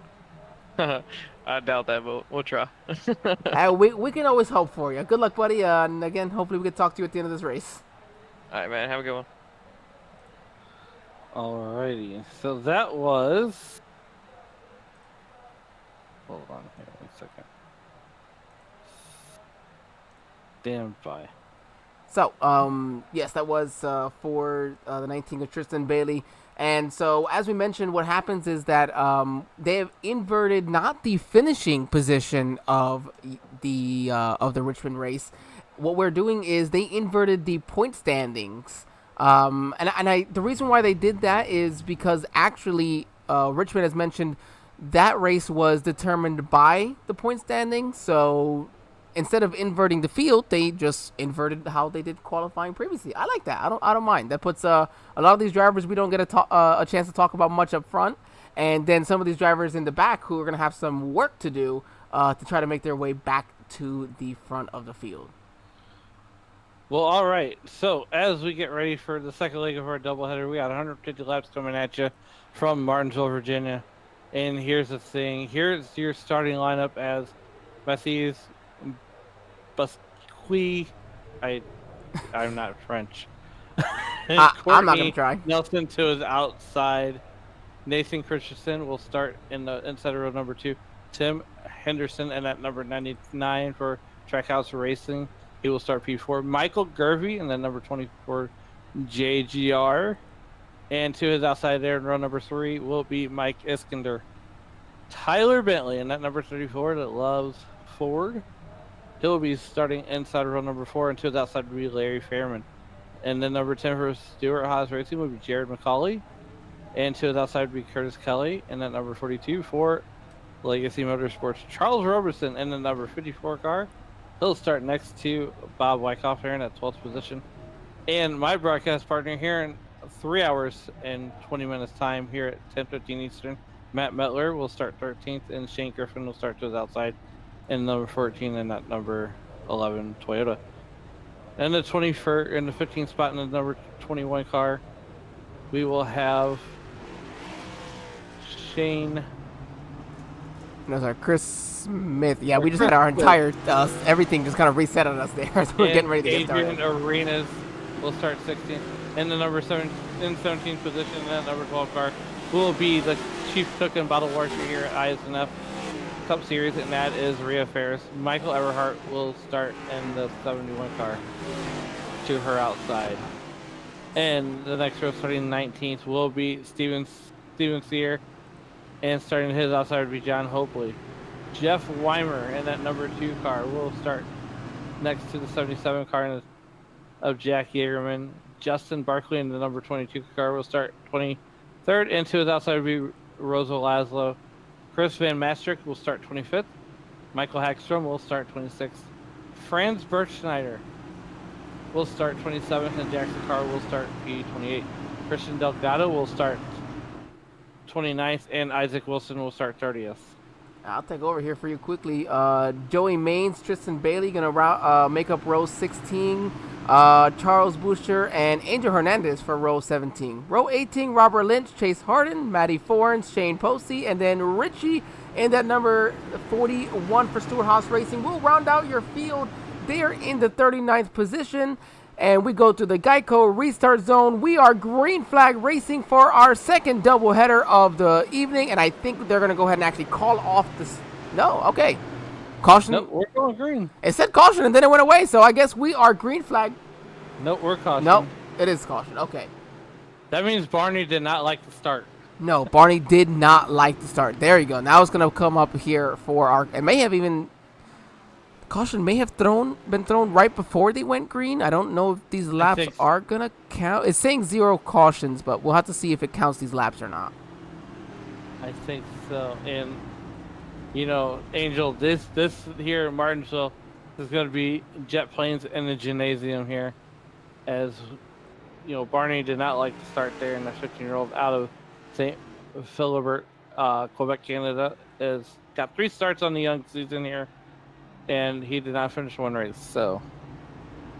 Yeah, I mean, and so think about an opportunity this does in inverting the order for some of these drivers, where you get the 33 who, you know, has only 4 starts, including earlier, and it puts him up front, and it gives him an opportunity to try to show his skills, as well as Courtney Nelson. We saw the speed that Courtney had in that last race, and trying to do the same here.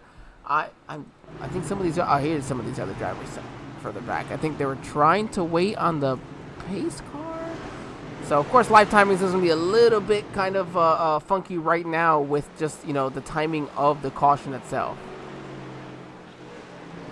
Yeah, as we did we just, there we go. Now it's, I think the live timing is catching up now.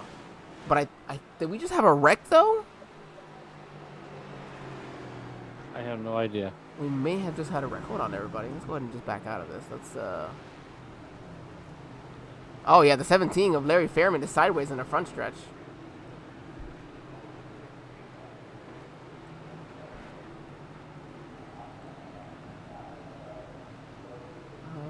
Let's attempt to see what all happened here.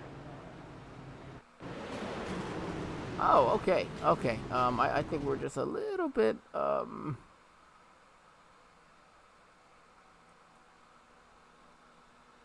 Man, I just don't know what all happened there. Some of these drivers were going, some weren't. I think there was the 17 was already sideways on the front stretch. So I don't know what happened there. I'm trying to figure it out, but there's a lot of things happening here. I tell you a lot of things that aren't happening. That's the green flag. Yeah, I mean, and that's the unfortunate part, you know, for those of you that don't do iRacing, where at the end of the day, this is still over internet connection, where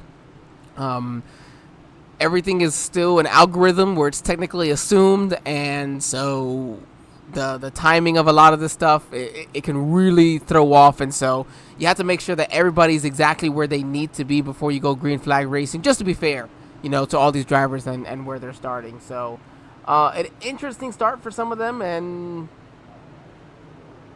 well, yeah, an interesting start for us here as well. As we try to sort this out here. I feel worse, maybe just for the admin team as they try to figure it out as well. So while they do that, you know, top 6 in points did not change from that that previous race at Richmond. Let's just double check. Yeah, so no points changed there. Your biggest your biggest loser. Yeah, your biggest losers in that race were Franz, Julian, Casey, and Andrew, who did not. I don't think they raced in that last race. Maybe Franz did.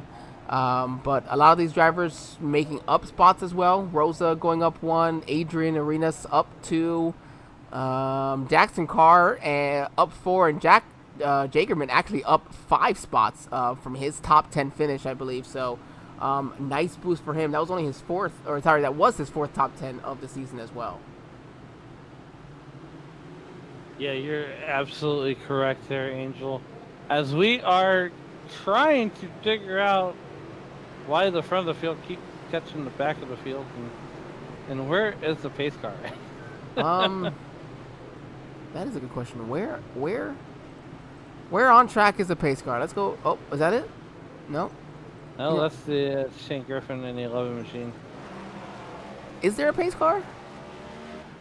Oh, There it is. Okay, I think the pace car is waving everybody around. Yep. And here Go comes ahead. the 33 should be catching the pace car. Here it is. Okay, so we caught the pace car in turns 1 and 2 as all these drivers now are going to try to get lined up. Are the lights off on the pace car? The lights are off. We are getting ready to go green here. On lap number That's correct. 7 here. Going to come to lap number 8. And I tell you what, these double headers are a admin's nightmare. But the 33 of Matthias and the 62 of Nelson, Geico restart zone, and we are down and away, and the 33 car gets a huge jump on the field, and we are down and away in turn number 1. As we are, the 33 gets a great start. As you mentioned, now it is a side-by-side battle between the 62 and the 99 for that second position. 99 wants to keep it in there. He gets a little bit tight or a little loose going into the corner. The 33 looks like he was tight. The 62 goes from almost getting wrecked to taking the lead here 1 corner away. As Angel jumps up one more octave, the 99 and the 33 will give chase to Courtney Nelson there in the lead. Oh, the 33 locking it up a little bit as well. Yeah, you don't want to lock it up here on this corner, on this racetrack, because a lot of things will happen very, very quickly. Nathan Christensen breaking out the gold paint scheme as a sneak peek to tomorrow, as you will see Josh Berry takes that Mobile One 50th anniversary ride in the Martinsville. Oh, man, that 4 is beautiful. Give him an extra bonus points for making sure he got his paint scheme changed over. The 54, wow. Whoa. Charles Roberson just sends it in there on the 4, and he's going to clear him, like it or not, for Nathan Christensen. As Roberson muzzles his way around Christensen there in that number 4 car, as we go out to a wider view. As the battle for second continues to rage on. We have some smoke around. You'll see that every once in a while. Again, no iRacing cautions. It is admin cautions here for tonight. As the 99 drives in a little too hard. It's again, so easy to do. You see the 2 of Jeff Weimer. We spoke with him briefly during that practice session there. He's down pit lane as this battle. Wow, you see 1 car, 2 cars in the middle. Oh, my goodness. Got a pile up. That's going to be a caution. No, I thought that was maybe the 1. Oh, it was the 51 that was wrecked back there. So the 20 trying to make his way through some of these drivers as well. The 40, oh man, 51 and the 20 make good contact there. 20 is going backwards on the track, and that will bring out our, I guess, first or second caution here. Our first caution for incident here, I believe, of the evening. Yes. Michael Gervey, the Lawson, Missouri driver in that number 20 car, gets turned around, gets his helmet turned around the right way, and gets the car pointed in the right direction. I think we saw this happening really from far away as he's just trying to make his way through these lap cars. Oh, and it was a little bit of contact with that 51, yeah. The lap car of John Hopley there. So the 20, minimal damage though. He was able to stay right in the middle of the track, and everybody just went right around. Unfortunate for him, he's just going to lose a ton of spots in the process. Not something you want to do early as we were 15 laps into this 150 lap affair. I mean, look, we're going to have a lot of bent sheet metal and hurt feelings as we saw in the Richmond race. Now we got a few more drivers that we didn't have in that first race that we do in here in the first race. So yeah, you're going to have 2 extra drivers. Mark Morton, I believe, did not make the second race. I think he mentioned something about wanting to go watch WrestleMania, I think. I don't know. We're here though. We're racing at Martinsville, and I'm going to be looking for some of our biggest movers, again, because of the starting positions for a lot of these drivers. So Justin Barkley up 12 spots in his Hunt Brothers number 22 Ford Mustang from Tampa, Florida. Okay, it's not about a couple hour drive west of here. Again, Charles Boucher there in the number 3, up 19 spots at the moment. I believe that would be considered our biggest mover, absolutely. Delgado up 14, Joey Maines up 15. Again, you see a lot of these drivers with their updated paint schemes. You see Rhea having moved to her advanced auto parts paint scheme, running there in the 17th position, actually exactly where she started. So definitely can't be too mad about being where you started. And also remember, these drivers, they're all rewarded just one fast repair for tonight's race. One fast repair. And I think only one extra set of tires, right? I think you mentioned. I will check on that just 1 second. Yeah, I think so if that's the case, 75 laps, I said it, maybe even 2. Hopefully, I don't know. These drivers are gonna suffer. 150 laps is definitely a good amount. You know, I think that's a regular race that you would find at Martinsville for a typical, a race on iRacing for a league. And so the caution laps here, they kick off a little bit quicker than at than at Richmond, being a half mile compared to a 3/4 mile track like Richmond. And Tristan Bailey, I can't imagine he's very happy right now. Tristan Bailey's actually already parked it for the evening, so it looks like he what did you call it? The first one to the beer? The first one to the beer stand. There you go. That will be Tristan Bailey.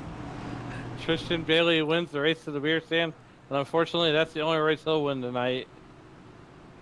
That much is for certain, as the 62 and 34, 2 starts and 4 starts. He has 6 starts across the front row here as they're getting ready to go green.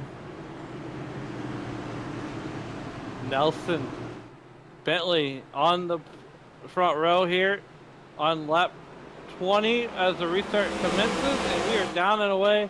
We're trying to get the lap number 40 for the first stage. Look at these drivers. You got so many. Oh, big wreck here off of turn number 2. Oh, drivers sideways and everywhere.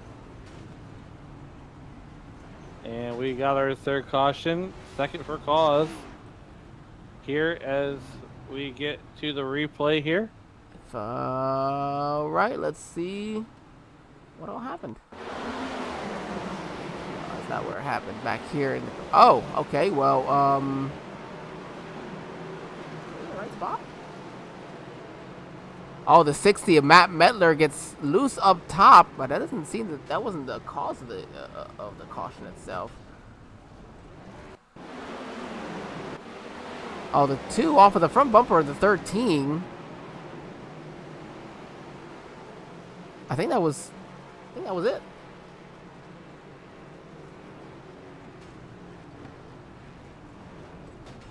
No, okay, hold on. No, there's calamity up here as well. So we had multiple reasons that caution could have come out. So let's go ahead because we have some nice long caution. Oh my goodness, was there a little bit of? We're gonna come back to the situation there with the 13 and the 2. I think there was more than that we're seeing. So let's try this one more time.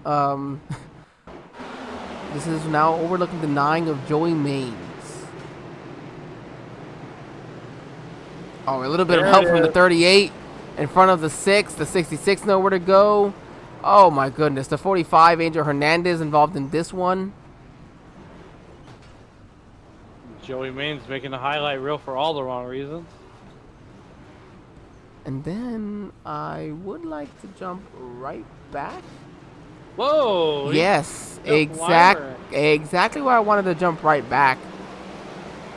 Oh, so the 2 was not happy about the 13 just kind of left hooking him into the inside wall. I think that's going to be what that is. So that one more time as he comes across. I tell you this right now.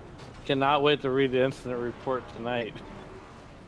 Yeah, the incident, I don't think it's going to get done tonight. I don't think Rhea and the admins will have enough time for them.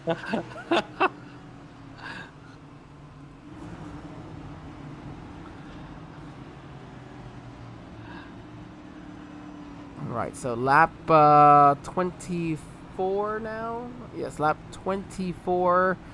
Gonna come around to complete that, so we will have 126 laps to be completed. So we'll have to see if there you go. Lights are off on the pace car. You're gonna see all these cars up front get moved back around to the back of the pack. We didn't have anybody these leaders pit, so these aren't the wave arounds. They're just the ones that kind of got caught behind the pace car when the as they came back around from the incident. So the 62 will be the one. Man, they have to catch that pace car quick. They're gonna go into turn number 3 now. All right, and Bentley Nelson will bring the field into turn number 3 and 4.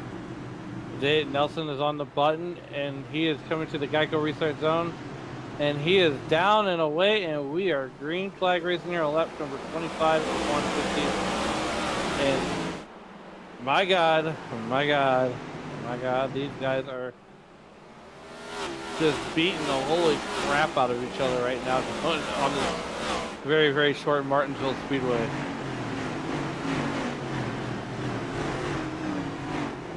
Love that amazing view we get to see on right on the ground, that digger can almost, as you would call it, back in the Fox days, as we are looking on through some of these other battles happening here on track. You see the 3 trying to make his way. Oh, the 21 going to give the 3 a little bit of a shove in the middle of the corner, which you're going to see plenty of, you know, as you're going to have a really good run through the middle of the corner while some other drivers, you know, maybe don't. So you're going to see those every once in a while. It's perfectly okay as long as you're not sending someone sideways in the process. Yeah, Courtney Nelson right there is out to a half-second lead over Tyler Bentley there in that number 34 car. And remember, we are 12 laps away from the stage break. So, you know, you're going to have to take tires at some point.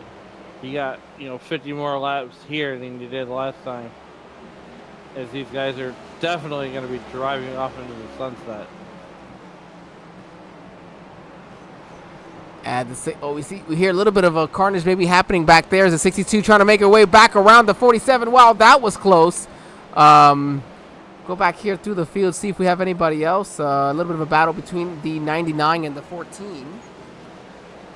Looks like there's a car trying to pull the Hail Mail on. The 47 is just stuck in the wall as well. Unfortunate for them.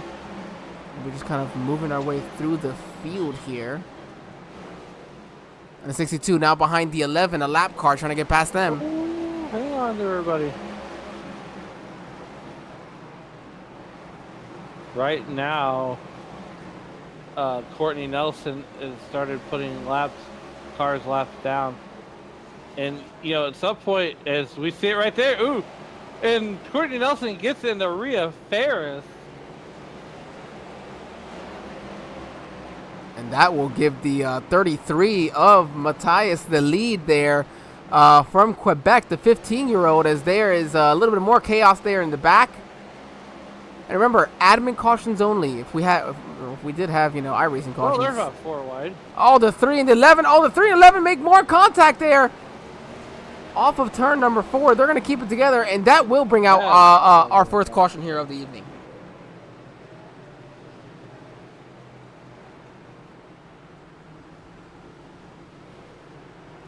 Nelson got into the back of Rhea Ferris there. That's what started this whole thing way back when. So this is this chaos. Oh, man. Hold on. Looks like she got loose. Oh, and a little bit of contact from your own teammate. Oh, my goodness.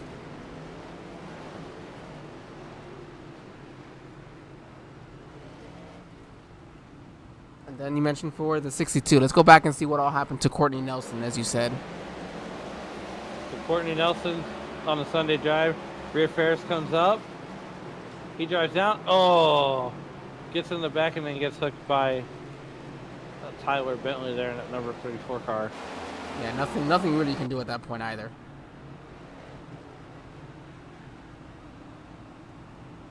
So right now, before that incident, Nelson had lapped up all the way up to, I think, the 21st spot, if I'm not wrong.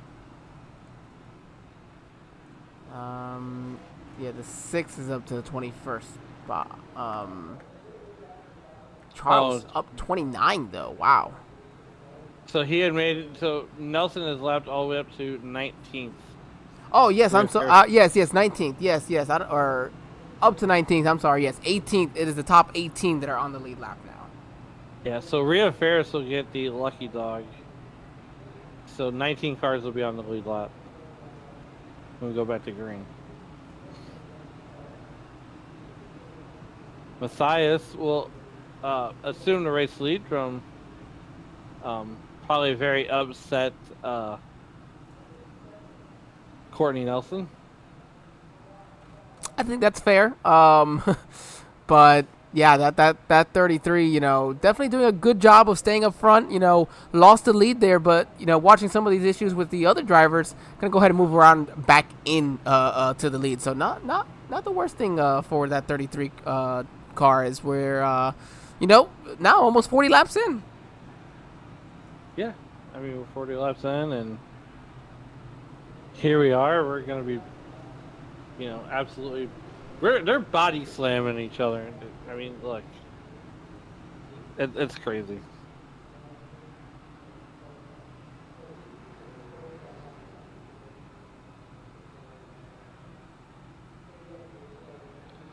All right, let's try. Nope, let's see. Okay, that wasn't working. We're trying to do something that. Okay, no, we're gonna worry about that. Looks like the lights are off now on the iRacing.com pace car. Gonna go green flag racing there as they cross the line to complete lap 39 onto lap number 40, and that'll give us 90 laps to go from there. I'm sorry, 110 laps. I can't do math. It's not that you can't do math. I think you're trying to do St. Louis math. I just don't know what I'm doing, I guess. Messiah's in the 33 car. Tyler Bentley on his on the inside there, as the iRacing.com pace car makes a hard left and back in turn 3. We are coming to the Geico restart zone, and we are down and away. Messiah's out to the jump, and he's taking Etienne Boucher with him. Oh no! Ooh, He loses it into turn 1 and takes out the leaders, and multiple drivers going to be involved. Oh, heavy incident. Yeah, this is almost gonna have to. No, I guess they're gonna let it be. Charles Roberson's gonna go ahead and take the lead from Knightsville, South Carolina. 9 wins in his 107 starts, and there it is on lap number 41, the 5th caution here of the evening. And I believe that would have been the stage break.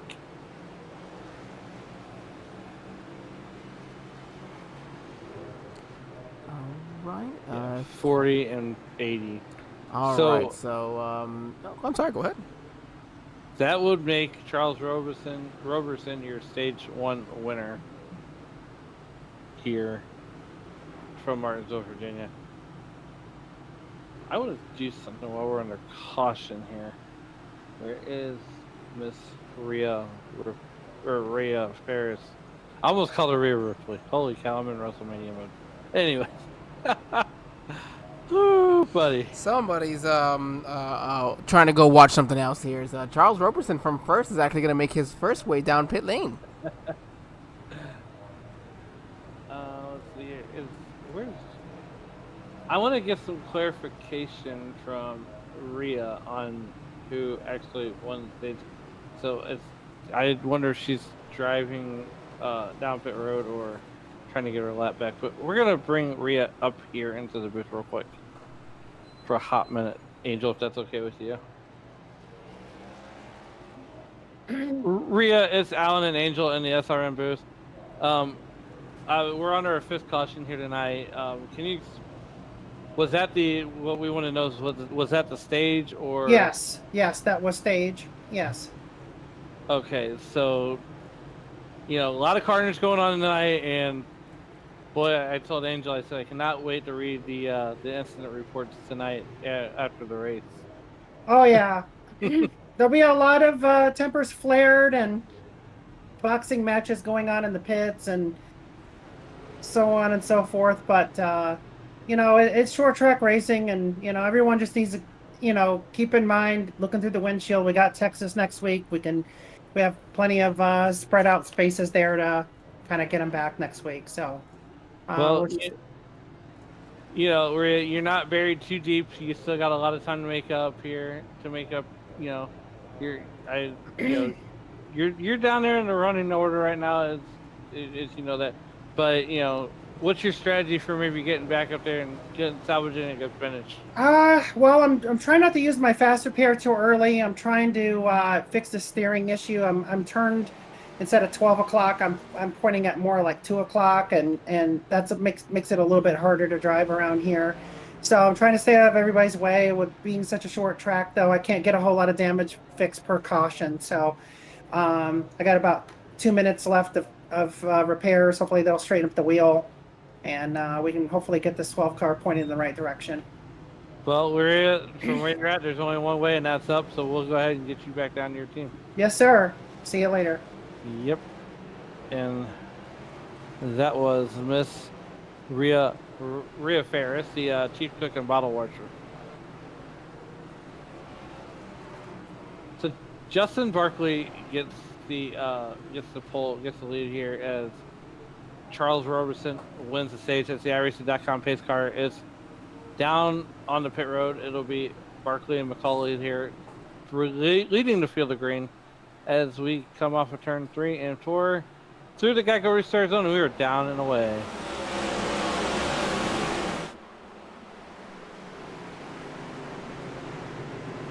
Down and away there, Justin Barkley with a great restart as they come off of turn number 2. You see all the cars we still have out on track, but right now there's a couple of Fords in the 22 and the 10 running nose to tail for first and second as Barkley does lead that lap as they come across the line. The battle right now, though, for third, Angel Hernandez has made his way up to the front as he takes third, or at least he's trying to, from Tim Henderson. Oh, a little bit of contact between 19 to 45, or 14, I'm sorry. Well, I tell you what, as we are under our 6th caution, that'll be the 5th caution for cause here tonight. And, it's hard with all these cautions to get into a rhythm.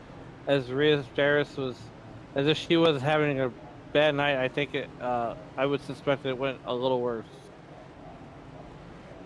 All right, let's go ahead and get checked out what all you mean.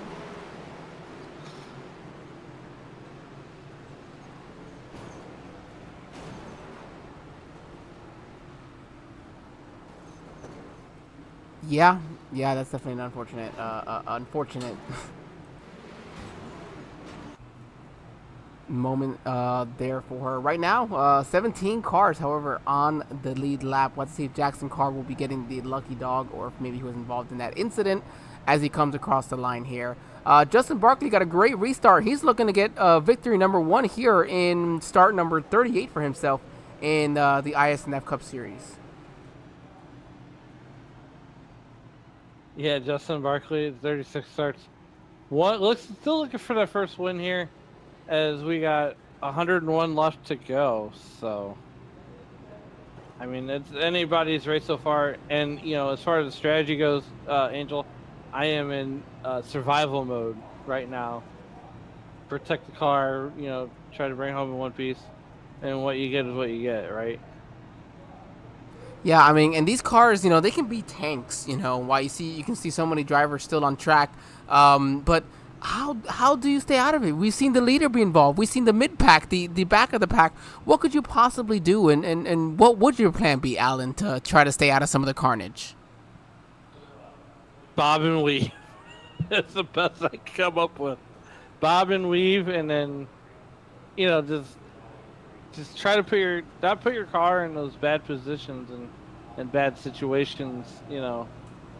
Obviously, a lot of these guys that normally run well here in this series are very, very, very deep and very early on in the night. So, we're still, 97 laps away from the checkered flag falling, and a lot of these guys are already over it. I have a quick. I'm gonna just double check this, because there is a slight. No, it doesn't look like it. I think we'll be fine time-wise. in the session, that there was a possibility that we could run out of time in the session as well. Yeah, and that's the other thing too. Is you're up against a time limit, and I think the league sets these for about 2.5-hour shows. So, but we're well on our way. Yes, we are. Lights are off on the iRacing.com pace car once again. The 22 car up 22 spots from that 23rd starting spot again. The field for qualifying, there was no qualifying. The owners' point standings were inverted, which gave us quite the interesting start for tonight's race. The iRacing.com pace car down pit lane. The 22 is your control car. He's getting ready to get through the Geico restart zone. There are going to be no jumps through here, as we do have some live timing that would knock you for jumping a restart. As Justin gets a great start, the battle for a second, but the 45 clears the 10, and he sets his sight for first place now. Well, 2 by 2 behind the pace cars. We got a whole gaggle of cars. And, we got a car around, and that would be 21. Yes, the sir. 10 as well is involved. It is a pile up off of turn number 4, and yes, no choice but to throw the caution again here. And that pileup just made the 405 in Los Angeles look like a piece of cake. I think you said it just perfectly. We're going to see. Oh my goodness, all the drivers involved here in this one. Take a quick stop. It's showing us this. We're going to jump over to the 21 of Chris Smith. There we go. This had actually started right before that, going into turn number 3. So we're going to slow it down for you. I think he may have just overdrove the... Yeah, so he gets into the back of the 10, maybe just driving a little harder, just not enough room. So it gets him sideways entirely, of course. The 14 nowhere to go just bumps him. And that sends Chris sideways in front of the other drivers. Oh, nowhere for the 77. He was having himself a good run in Jack Hagerman.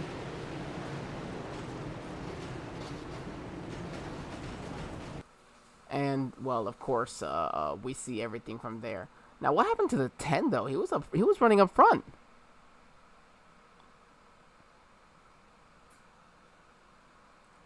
From the 3rd position. Oh, the 10 just lost it off the corner, actually, is what happened.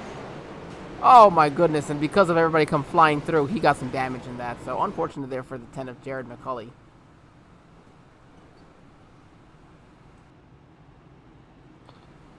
Well, we're going to get there. Yes, we will. But in the meantime, we'll make sure that the lights aren't going to go off on the pace car just yet. So, we'll go ahead and take our first commercial break here of the evening. We'll be right back, everybody. Hang on tight.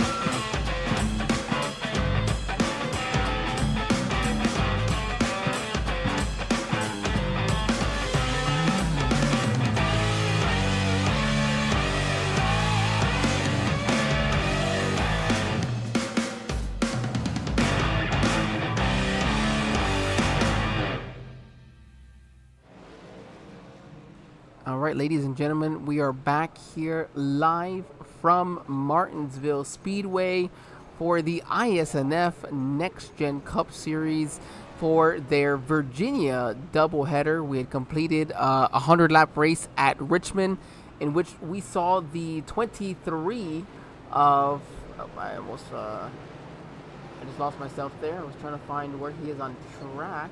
Here we go. Chase Harden capture career win number 1. Again, the stats at the bottom would not be updated in time for the second race, but having had victory number 1 in his 23rd start. So Angel Hernandez looking to get victory 8 in his 69th start, or 68th start, sorry, as they get ready to go green flag racing now.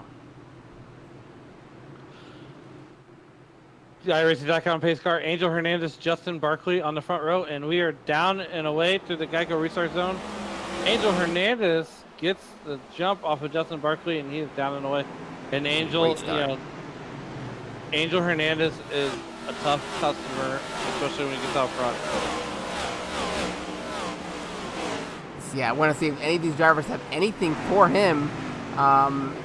Coming through turn 4, down back into turn number 1. He's got himself now a 0.7 of a second lead as the battle for second is between Curtis Kelly and Justin Barkley. So give yourself now 2 Toyotas there in 1 and 2. And then Courtney Nelson looking to make some some space back up here. And there it is, our 8th caution here of the evening going to come out. Let's see exactly what brought this one out, Alan. Let's see what brought out that caution.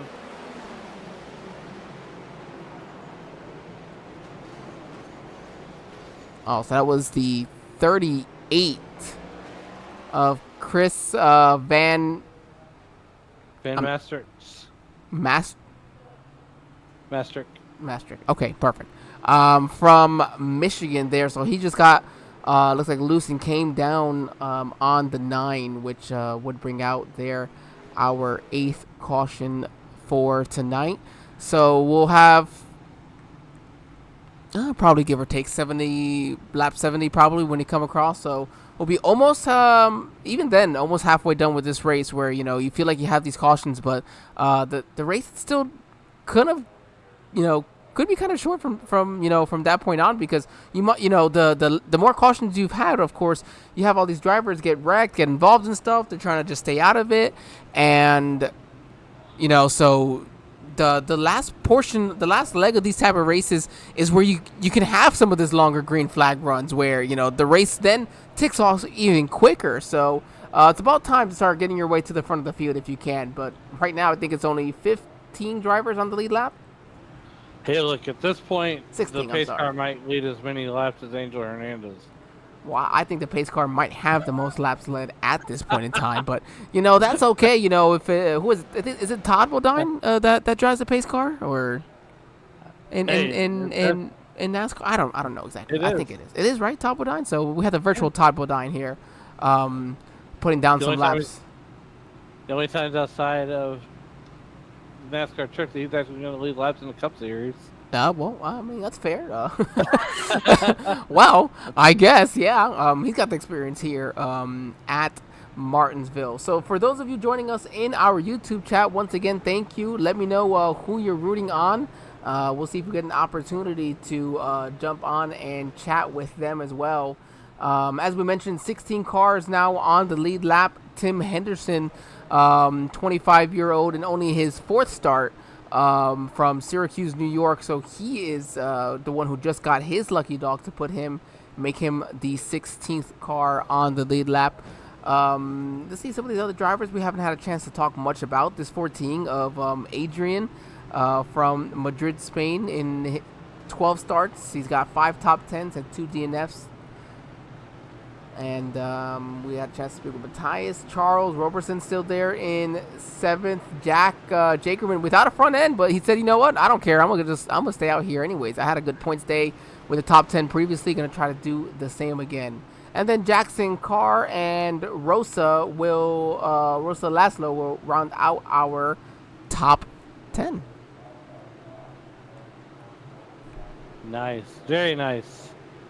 As we get ready to come back to green flag racing. All right, Angel Hernandez, Curtis Kelly brings it down to green, and we are down and away. Angel Hernandez gets off to another great start once again. He went really late in that window too. Wow. He is, and Angel Hernandez will play my games in the Geico restart zone. Hey, you know what? If it's gonna screw up your competitors, absolutely. You got to get every advantage where you can. And this top 10, man, they are hungry. You see them working side by side, trying to make those passes. You see the 33, man, Matthias just stuck on the outside, getting freight trained. a little bit of contact there with the 13 of Jackson Carr. So he's going to try to find his way down to the inside here at his earliest opportunity. But there, the 54 backing up the 13. He got a good run, a little contact. We'll see if we have any more contact. The 13 gets into the 33 Carr. again. Jackson Carr trying to body slam the 13, coming off of number 2. And there's a couple of good battles coming to life here. There you go. They're clear. 10 laps away from the stage. Oh, Justin Barkley, the 22. Not sure what happened to him. He lost it there off of turn number 4, I assume, losing a ton of time, going from that 3rd position now all the way back to the 14th spot. Going to be only the second to last car on the lead lap. 42 overdriving turn 3 a little bit there. Just again, typical that you can see on a track like this. And here it is. Now these drivers have gotten kind of mostly single file, but still a lot of drivers trying to make up spots, you know, and you know, some faster in the back that have some time to make up, and other ones just trying to hang on for a good finish. Now the 10 back out to the outside. The 23, just our winner for the first of our doubleheader races, now to the inside into that 9th position over the 10 car. Well, you win some, you lose some, but he won the race, but tonight he lost the bumper. He's got a bumper missing off that number 23 Toyota, but hey, he's making it work there in the 9th position.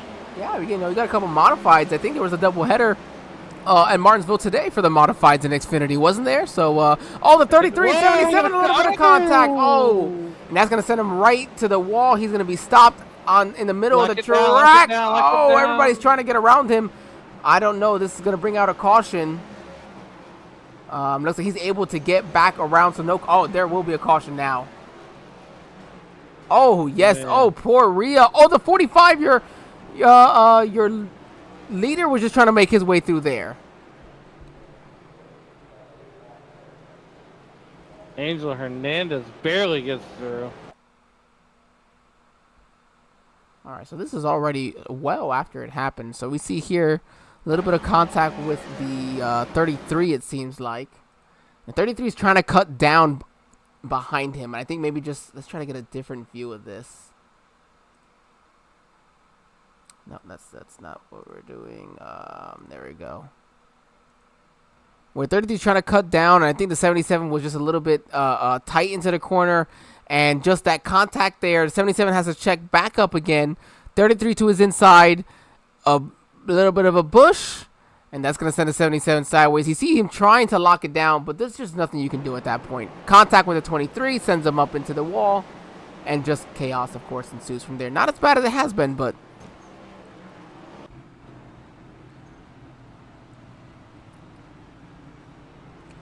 all right, so caution number 9. We are now halfway through this, just past the halfway mark here tonight, Alan, for the our second race in this doubleheader. Now 41 minutes into this race, so I think, let's see, we have 14 cars possibly on the lead lap still. I think so. Yep. Well, looks like I think it's 14. I think you're right. Yeah, right down to 14. So now you see the 24. Isaac Wilson, he has parked it for the evening as well, back there in the number 29th position. We'll see if some of these other drivers as well. We have quite a few. The 3 of Boucher, didn't even realize he was done and out. The 48 of Forns, Matt Medler, and the 60 is done. The 41 and that 19. So a lot of those drivers who were up front in points, who, you know, having to start in the back maybe was what cost them. They're going to have a bad night here at Martinsville, and that's really going to allow Angel Hernandez, who was able to make his way through the pack, hopefully gain some points.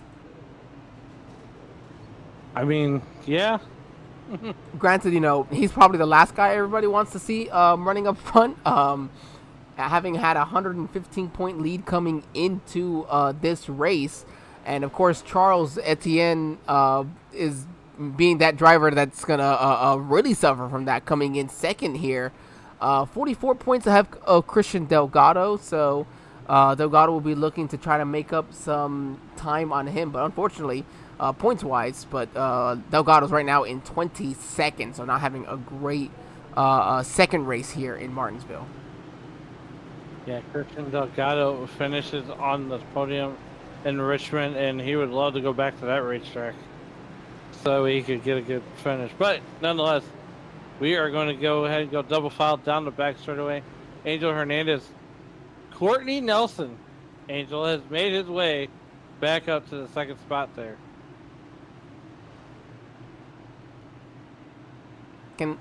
Courtney there in the second position where they started. As they go through, or getting ready to go through the Geico restart zone, Angel Hernandez again has done late. He's gone late, goes early this time. Really playing the games with some of these drivers. And the 14 gets it right into the 54, man. He said, I'm going to get to the inside, like it or not. I know how valuable it is, and he's going to go ahead and take that third position away. Oh, the 54 didn't like it. He's going to give him a little bit of a shove there in to turn 3, but no harm, no foul. I think that's perfectly fine if you want to show you some displeasure. Please stay green. Jackson Carr going down to the inside of the 54 car, and he's going to take that position pretty handedly. And we are under our 10th caution of the evening. And then the 23-54, they make contact. A lot of this is after the fact. This was not the original reason for the caution, everybody. We'll go back to that. Hold on just a moment.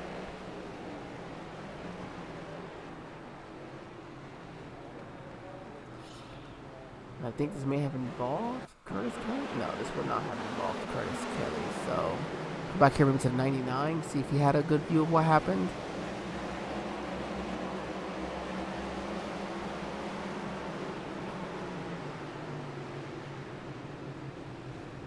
No, something this yellow flag may have already come out here at this point. So, let's go ahead maybe. I didn't think, because I think everyone was already slowing up at this point, so I didn't think that this was going to be the reason for the caution.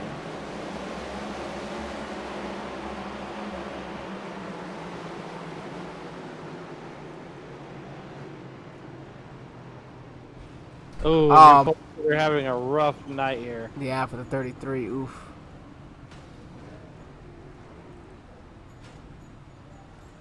All right, so we don't quite have a clear view, so we're not gonna go ahead and do that. See what all happened. So Angel Hernandez is gonna make his way down pit lane for his second pit stop of the evening. Now on lap number 84. Steven Sire. Sire. Okay, from Auburn, Maine. Sear. I'm sorry. So Steven Sear. From Auburn, Maine, in his 80th start here in the iSNF Cup Series. Gonna stay out and gonna be leading his first laps of the evening. Curtis Kelly stays out as well. Chris Smith, Tim Henderson, right where he started there in the 4th position. I think, yes, those are your 4 drivers who stayed out. Adrian gonna actually win the race off of pit road. I believe he may have only gotten right sides, but yeah, these drivers, they did only get one set of tires, you said, correct? I believe so. Yeah, they get one set of tires, so they got to make them last. And they only got 60% fuel. Well, that's the interesting thing. So, I mean, fuel, they should be fine from here on out. But, you know, you only get 2 total sets of tires for a 150-lap race. You know, one slide on that, and you've already angered the tires. So, yeah. Now 86 laps in. You have 14 cars on lead lap. Yeah, I would have come down and put my my first set here. But, or if not, then I think yeah, the 14 may have even taken right sides. Along with the 13 of Jackson Carr, Courtney Nelson possibly as well, only taking right sides or coming down pit lane there. So your top 4 drivers not pitting. We'll have to see how that works out for them. All right, Angel. So we're going to take off the announcer's hat. We're going to put on the league owner hat. You're 10 cautions in on lap 87. What's your mindset right now as a league owner? I'm not happy, that's for sure. But also, you have to also just be more understanding. I mean, there was 39 drivers that started this race today. 39 drivers at any track is probably going to have a lot of caution. So 39 drivers at Martinsville can definitely make it a little bit more difficult. Everybody just trying to find their way around as we complete the caution laps for our 10th caution, as you mentioned. Steven gets to the Geico restart zone, gets a great restart. clears for first, it'll be a possible battle for second, but no, the 21's going to go ahead and let the 42 in. Not going to battle. It will be a battle instead for third between the 99 and the 21. Steven Sear, Curtis Kelly, Tim Henderson, Jared McCauley, they're all in line there. That's your top 4. As we are 3 wide coming down the front straightaway, it will not work. And yes, 6 backed off. Yeah, 6 backed off. Oh, the 99 loses it. Tim Henderson gets loose. If he can just keep it up there, we should be just fine. Oh, the 33 sideways. Oh, he's going to get into some. I don't know if that's going to bring out anything. We'll have to see if they can clear themselves out before the leaders come back across. And that one's going to be a caution.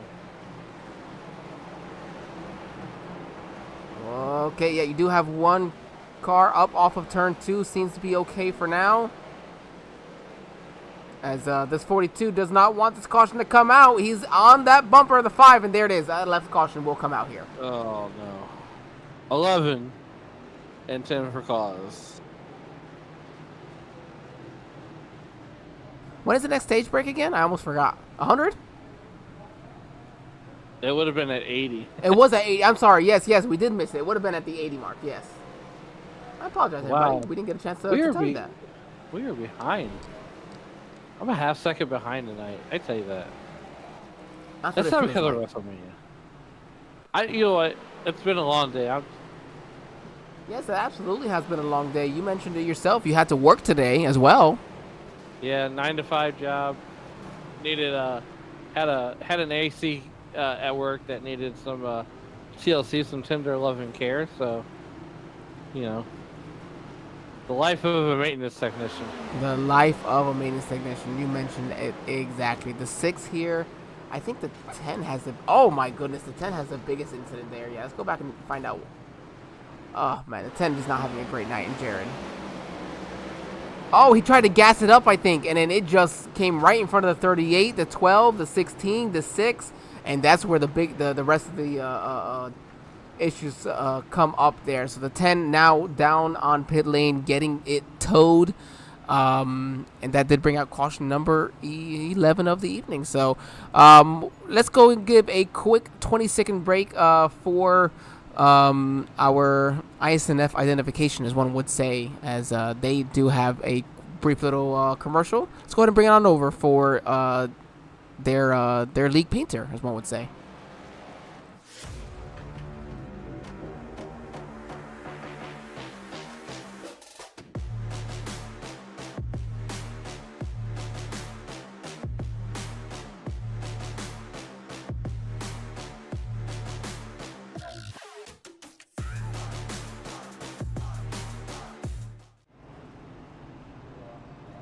That was for actually the 77 of Jack Jagerman, who runs that. So he's actually the league painter. He does the paints for the league, you know. And I know everybody says, well, these are, you know, cup paint schemes, and so they're typically available. Someone has them on iRacing, but the 4 was recently announced, and the 4 is racing this weekend.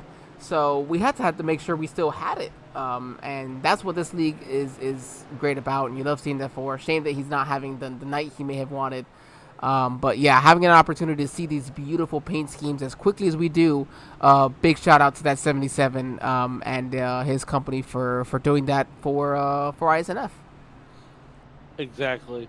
You could have said it any better. And here we are. We are doubled up, double file. Curtis Kelly on the outside. He's going to choose the outside and give Steven Sear the inside there to drive her out of Auburn, Maine. So the iRacing.com pace car is going to make the hard left turn on the pit road. And here we go. Buckle up. It's going to be a wild ride as we get ready to come back to green. Sears actually your leader right now. Kelly is on the outside. We are down and away through the Geico restart zone, and Sear got a jump, and Curtis Kelly's gonna be right there with him, and we're gonna stack them up 2 by 2 the rest of the field. Yes, it is. The 13 gonna look low. Jackson Carr, we're gonna be 3 wide going into turn number 3. 21, nowhere to go. And the 62, it was not gonna work. The 62, Courtney Nelson, the biggest loser in that. Oh, unfortunate for Courtney making their way back to the front of the field. And then to have that happen, let's see, hopefully got it turned back around, yes, before the leaders come back across here. So the 42 now going to be looking to hound this number 5, as, you know, Rhea mentioned before, this race would possibly go into night, and it seems like it's starting to darken up a little bit as well. It is getting dark, but I tell you what, the action is ramping up as Curtis Kelly's going to look underneath Stevens here. He's going to get the lead coming into turn number 3 and 4. Sends it too hard, though. Whoa, makes it wide. Sear going to cross him over, but Curtis Kelly's going to hang on to it. Now he's going to lose the lead. Sear gets a bad exit. Here comes Jackson Carr. He's looking for second position. Yeah, he's looking to take it over from the 42 of Curtis Kelly. Sear going to get a great run there, going to keep the lead, and now it's Steven Sear, Jackson Carr, and Curtis Kelly now down to the 3rd spot. So almost battling for the lead now, back to 3rd, and then Adrian in 4th, and here comes Angel Hernandez on his fresh set of field goods. He's making his way back up to the field as well. Angel Hernandez making his way back up to the field. Right now he's currently P4 and trying to get more. Oh, Jackson Carr takes the lead. I don't know what happened there with the 5. He got backed up there by the 17, and that cost him the lead, and it's going to cost him to drop now all the way to the 4th, and who knows much more from there. Jackson Carr, though, 8 wins in 36 starts. He is looking to add it, make it number 39 here, as he has got this lead over Curtis Kelly. But, man, Angel is a man on a mission right now moving through the field. Yeah, right now Jackson Carr is out front. No one's really pulling away from each other here. We got about 57 laps to go, 58 laps to go, I believe. Or 48, sorry, my math.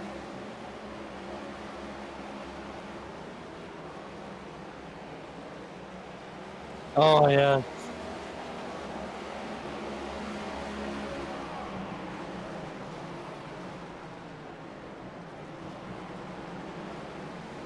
That's Angel's dog. But whoa, we got a car around. And it's going to be Tyler Bentley there in the number 34 car. He's going to send that around. The driver from Mansfield, Ohio. Got 1 win in 3 starts.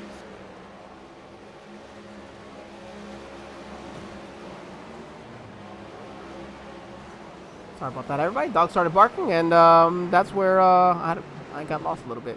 As man, that brake glow on that on the rear brakes really starting to show. But that's how you have to get these things started. You have to, or stopped. I'm sorry. You have to have so much rear brake in them. I guarantee some of these front runners, they're probably running like 45, even 46% brake right now. Oh, you have to get the car loaded up for these corners. You almost have to. And unlike real life, you don't have to worry about your brakes going out in iRacing. Yeah, that is one nice thing that you don't have to worry about, having your brakes go out on you. As the 45 gets finally passed around, that number 42, as he's trying now. He's got 1.5 seconds he'll have to make up there on Jackson Carr over the next 43 laps if he wants a chance to win this race. And there goes the 14 as well on newer right side tires, I believe, making his way up to the 3rd position, trying to get top 10 number 6 on his career. I don't know if he had a top 10 in Richmond, so top 6 or 6 or 7 top 10 for Adrian it would be in start number 14. So showing some pretty good speed for that 14 car for Adrian, considering, you know, half his starts are top 10s. Yeah, and you know, Adrian Arenas there, right? He's in P3, and here comes Jackson Carr, starting to put cars laps down of his own. The pole sitter having a rough night there in that number 33 car, but it's not a hard task for Angel Hernandez to make his way back up there and get back to Jackson Carr. His lap cars are definitely starting to become a back into play here. Yeah, so I was going to be, I was wondering, where do these lap cars make a role in this for the 13 of Jackson Carr? Can he get by some of these drivers? Is he going to have any issues? But you saw the 47 of Bob Wyckoff, and then the 66 of Robert Lynch Jr. just completely move out of the way, so shows some nice respectful driving for those drivers. And oh, it sounds like we got some wrecks going into one here in front of the leader. Oh, the 8, and I think that's the 17 of Larry Fairman, the 8 of France involved there. So in that good-looking number, Lucas 8 Chevrolet. You know, Angel's not catching. Jackson Carr is just pulling away. He's now up to a 2.1 second lead. That last time around, their lap times were almost identical. As you see, Rhea now going out of the way. And man, this 62, what could have been, you know, as right now running in the 10th position, but only 10 cars on the lead lap and might be only 9 in just a few moments. This 13 will have to move the 62 if he doesn't want Angel Hernandez to catch up to him. Yeah, Angel Hernandez is, you know, almost 2.5 seconds behind Jackson Cars. We're working lap 160. And we finally, ooh, wow, he's going to muscle his way past 2 lap cars. He's going to send it 3 wide. There. That shows you the intensity. Jackson Carr is a teenager on a mission right now. Oh, ooh, the 62 loses car it. goes around. Gets it going right back again, trying to fight hard to stay on the lead lap was Courtney. That's great for the 13, allows him to clear and try to stay out in front, hopefully, of Hernandez, as now seems to be clear track between the two of them and plenty of space between the 13 and that next car in front of him. I believe that is the 51. No, not the 51. Well, it doesn't matter there. Nonetheless, the lap car in front of him got plenty of space between him and your leader. So we'll have 22 laps to go as well. I'm sorry, 32 laps to go when we come across the line. 32 laps to go. Jackson Carr, the 17-year-old out of Des Moines, Iowa, has, look, it's probably spring break, but he's schooling this field right now. Yes, he is in that number 13 car for colleague. And, you know, we mentioned just beforehand, you know, where he had to start. He had to start back in the 28th position. So this was a long drive to the front. You know, 12th in points right now. He moved up 4 spots with that good run that he had in that last race, and only 3 points behind Jeff Weimer. He should be able to get back in front of him with Jeff's struggles tonight back there, already out of the race in 28th.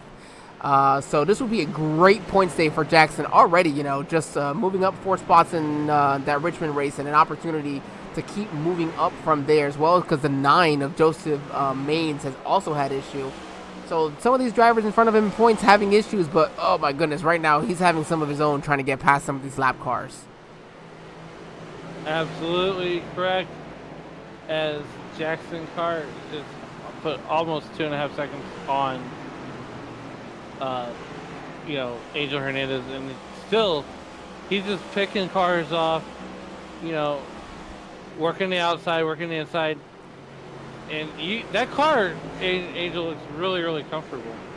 Yeah, he seems to have a very good feel for it. As you mentioned, outside, inside, so he's just going wherever these other drivers aren't. And, you know, he's basically probably telling them, you know, just run your line, don't have any mistakes in front of me. I will get around you best that I can. And it is just a mess, a gaggle of cars in front of Angel Hernandez right now, as he's just trying to get past them to try at least to be able to catch this leader, as you see him making his way through. Holy cow. As we're on board, Angel Hernandez trying to catch up to Jackson Carr. And right now, Angel, I would say to you that the sands at the hourglass are running low for Angel Hernandez. Yes, he is. Jackson Carr, you know, they are on the same set of tires. I don't know if I maybe butchered that earlier or not, but they are on that same set of tires, having come in on the lap 83 caution. Now he's got a gaggle of cars in front of him. Look at his view as he tries to maneuver his way through. Jackson Carr battling Steven Sear there, as he is left all the way up to 6th position, and Steven Sear will be the next car to go a lap down once he gets by Steven Sear. There was a moment these two drivers were battling for the lead. And, you know, Sear now back into the 6th position. Again, not awful, but he's just falling back here. And, man, this 13 is really, really making some great time around this track right now. Yes, you're right. Looking to put down this number 5 lap down. Does a 5 put up any type of fight is the question. I don't think so. I think he knows that the inevitable is coming. I mean, they're fighting to stay on the lead lap. Sure. Yeah, one car looking the wrong way there through 3 and 4. No, but you have to also fight as hard as you can. You know, it's 20. Am I right here? Yeah, 20 laps to go, or 21 laps to go. Where if a caution comes out, you're in 6th. You don't want to be the lucky dog. Sure, the lucky dog is okay, but remember, you're going to restart at the back of the pack. So you're going to finish 6th unless another caution comes out, you know, of course, and helps you. But so, yeah, you got to fight as hard as you can. And then that 6th car is going to make his way back around the 5. So that allows Rosa to get himself into that lucky dog position. And then Tim Henderson, you know, going to try to keep himself in front of your leader for as long as he can. Let's see right now. Tim is coming off of turn 4 as Jackson's going into turn number 3. So not just under half a track behind him, I'd say. 13 seconds behind. I mean, you're not wrong. So, Nonetheless, 18 laps to go, almost 5 seconds. Will separate Jackson Carr and Angel Hernandez. Flip the script. You know, and the thing about this colleague team is they have cars that are running top 5. As you see, Tyler Bentley there, they're in Mansfield, Ohio, working under Courtney Nelson there, and I believe that is for P8 as these two are going to make contact once again. Yeah, they made contact a couple times today. This 62 definitely frustrated with the way this one's worked out. Still a good run nonetheless there in the 9th position if he can hold on to it. Gets into the back end a little bit of that 34 of Tyler Bentley. Again, he's just trying to make his way back up to the front. Started in 7th, right now in 8th. So really just wanting to, you know, kind of finish maybe where they're at and add in a second top 10 to their 4 starts here in iSNF. But right now, Jackson Carr continues to just pull away by, I mean, he's got 4.5 seconds now over Angel Hernandez. My biggest concern is he using up his tires too much now, where if a caution were to come out, what happens? I think he's in good shape. Because I'm saying, yeah, if a caution comes doing out, him. what, I mean, yes, I guess also, you know, you're going to be the one, you know, to be the control car. Oh, you have one car sideways in front of you. Definitely don't want to see that. Well, right now we got 13 laps to go, and he is putting down the 33 car another lap. He's got a little bit of damage. He's been caught up in a couple of incidents, but nothing that's really hurt the car. I think clearly, I mean, he is just moving, and he just keeps making good time now with 12 laps to go, ready to add win number 9. Puts him at almost a 25% mark on his win to start ratio. So Jackson doing a pretty good job. 12 to go, Jackson Carr. Angel Hernandez still, and I mean still trying to close in, but man, he is running out of time and running out of time fast. As Angel Santiago's dog is barking again. He's excited for the race. 10 to go, Jackson Carr. Yes, he is. I apologize. Rebecca just got home, so, you know, they're going to go a little crazy for her. Yes, you're right. 10 laps to go. Angel Hernandez, your biggest mover of the race, up 32 positions.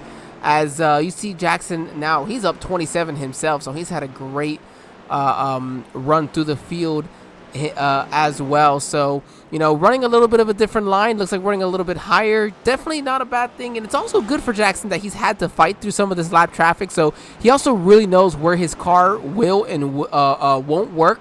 And man, with 8 laps to go, with a 4.5 now 4.6 second lead, it might be a battle for second, as Adrian is now on the tail of that 45, who looks like he's got some more damage at the front than I remember. I don't know if that maybe is what's causing him to slow down as well.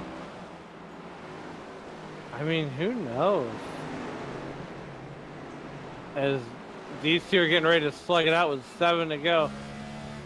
And this is the longest green flag run that we've had all night. Yes, it is a nice long green flag run for a lot of these drivers. Was it lap 80? I don't remember. What was the stage break? I think it was, yeah, at the last that last caution that we had.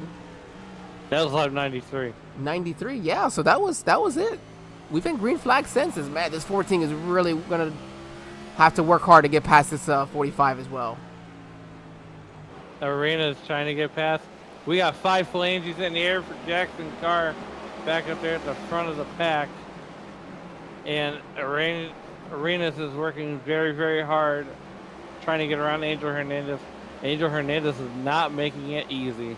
Yeah, he's fought this hard to stay in second. You love those glowing brake rotors into this night race. I know maybe it hasn't seemed entirely like a night race because of, you know, where we are focused on some of these drivers.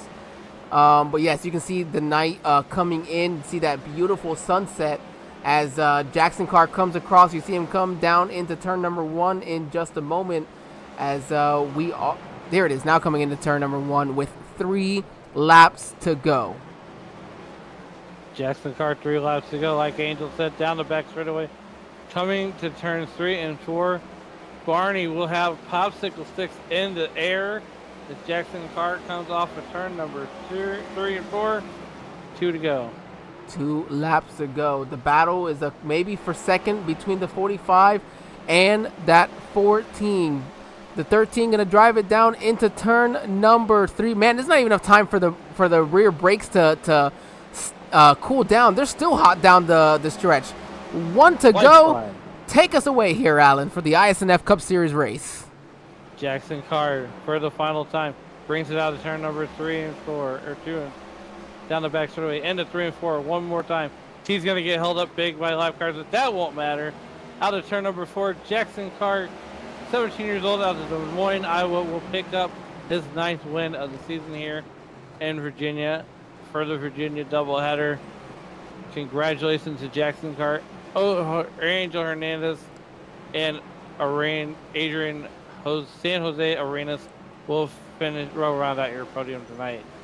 Yep, great. Wow. Big shout out to them. And look at this. We have 3 different nationalities as well in this top 3. Of course, Jackson Carr from Iowa, Angel from Mexico, and then Adrian from Spain. So 3 different countries. But one driver had to win, and that was Jackson Carr as he gets ready to burn it down and celebrate here tonight. And I tell you what, Angel Hernandez has won 1 race tonight, and that's the race up to the broadcasting booth. So we'll get him in here and have a quick chat with last season's champion, Angel Hernandez, and while Jackson Carr burns it down. Angel, this is Angel and Alan up in the SRM booth. How's it going? Good, how about you guys? Well, brought it home P2. Did, you know, as one heck of a race, first of all. What was the racetrack out there like, and what was your mindset going through all those caution periods? I think just going into the race, I was thinking that these 2 tracks would be my worst, so honestly, just East Caution was just trying to, I don't know, I guess just capitalize on wrecks that were happening and just try not to, I don't know, get killed by cars. And so look, next week we go to Texas, you know, and so we go to Texas next week, and what's your mindset as we head to the Lone Star State? I think it's one of my better tracks, but I'm not sure how it compares in this league, so pretty much the same thing as every week, just try and go out there, maximize points, try and win. All right, well, and, you know, so getting good points today, and is there anybody that you'd like to thank to help get here tonight? Yeah, Tristan, I know he had to leave early. Michael, Shane, Charles, and Curtis. All right. Well, congratulations on the second place finish, and we're gonna go ahead and get you on out of here and to celebrate with your team. Thank you guys.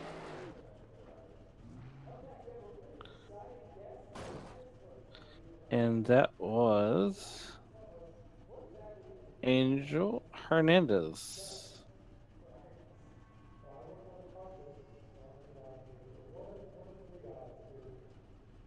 We'll go ahead and do third place real quick. All right, let's go ahead and then bring in the 14 of Adrian. Hold on just a moment, everybody. Here it is. Adrian, this is Angel and Alan here in the SRM broadcast booth. You got us. Yeah, okay, so nice. Totally expected. The only thing that I did is trying to survive. Yes, the winner, yes, for mentioned before.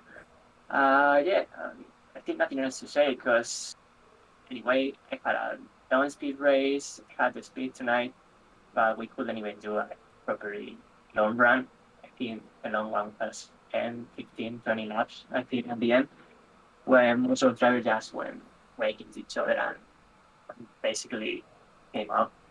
So that was my chance to try to get my speed, hit my P3. I wasn't intention even to go for the P2 with Angel.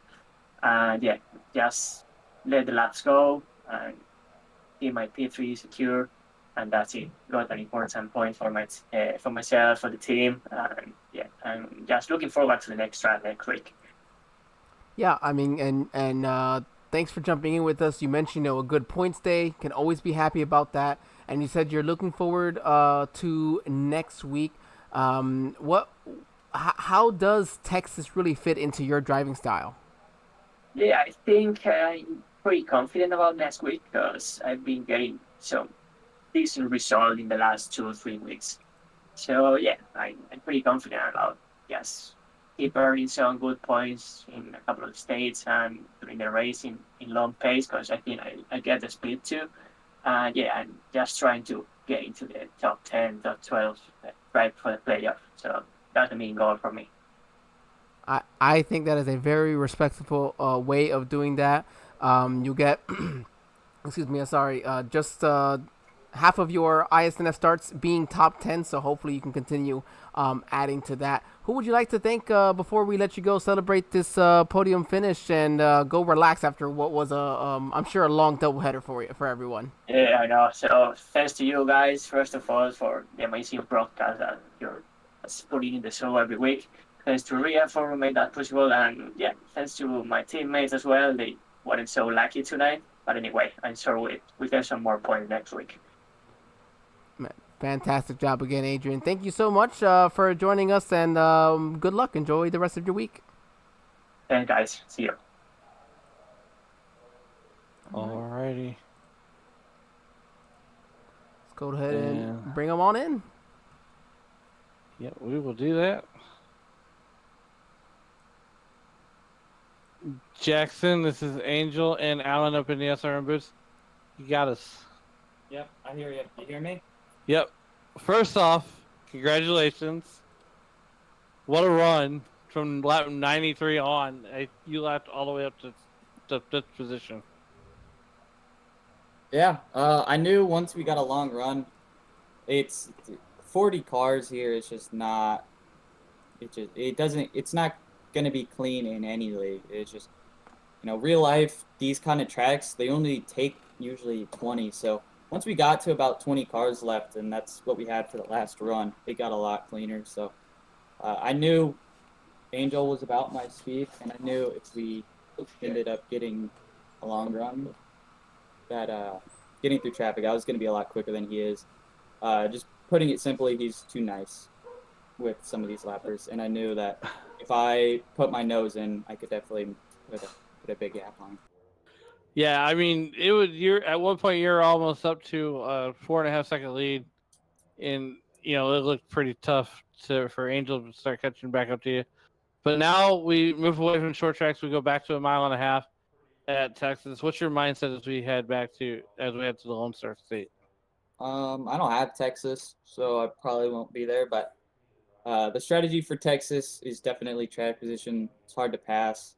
Maybe a long run with the dynamic track. The second lane might come in.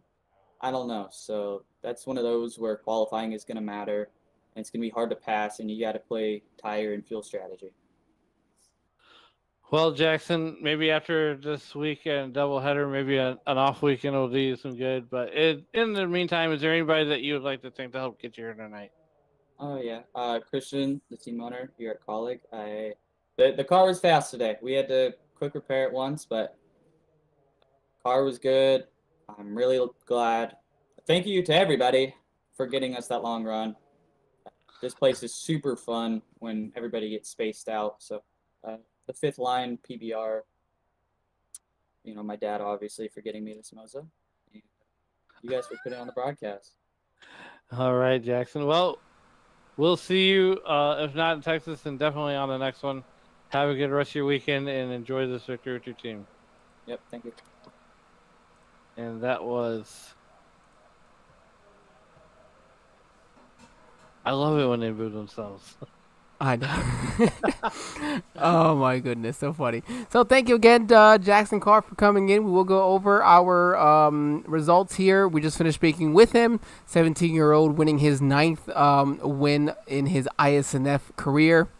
Angel Hernandez going to finish second. Adrian Arenas in third.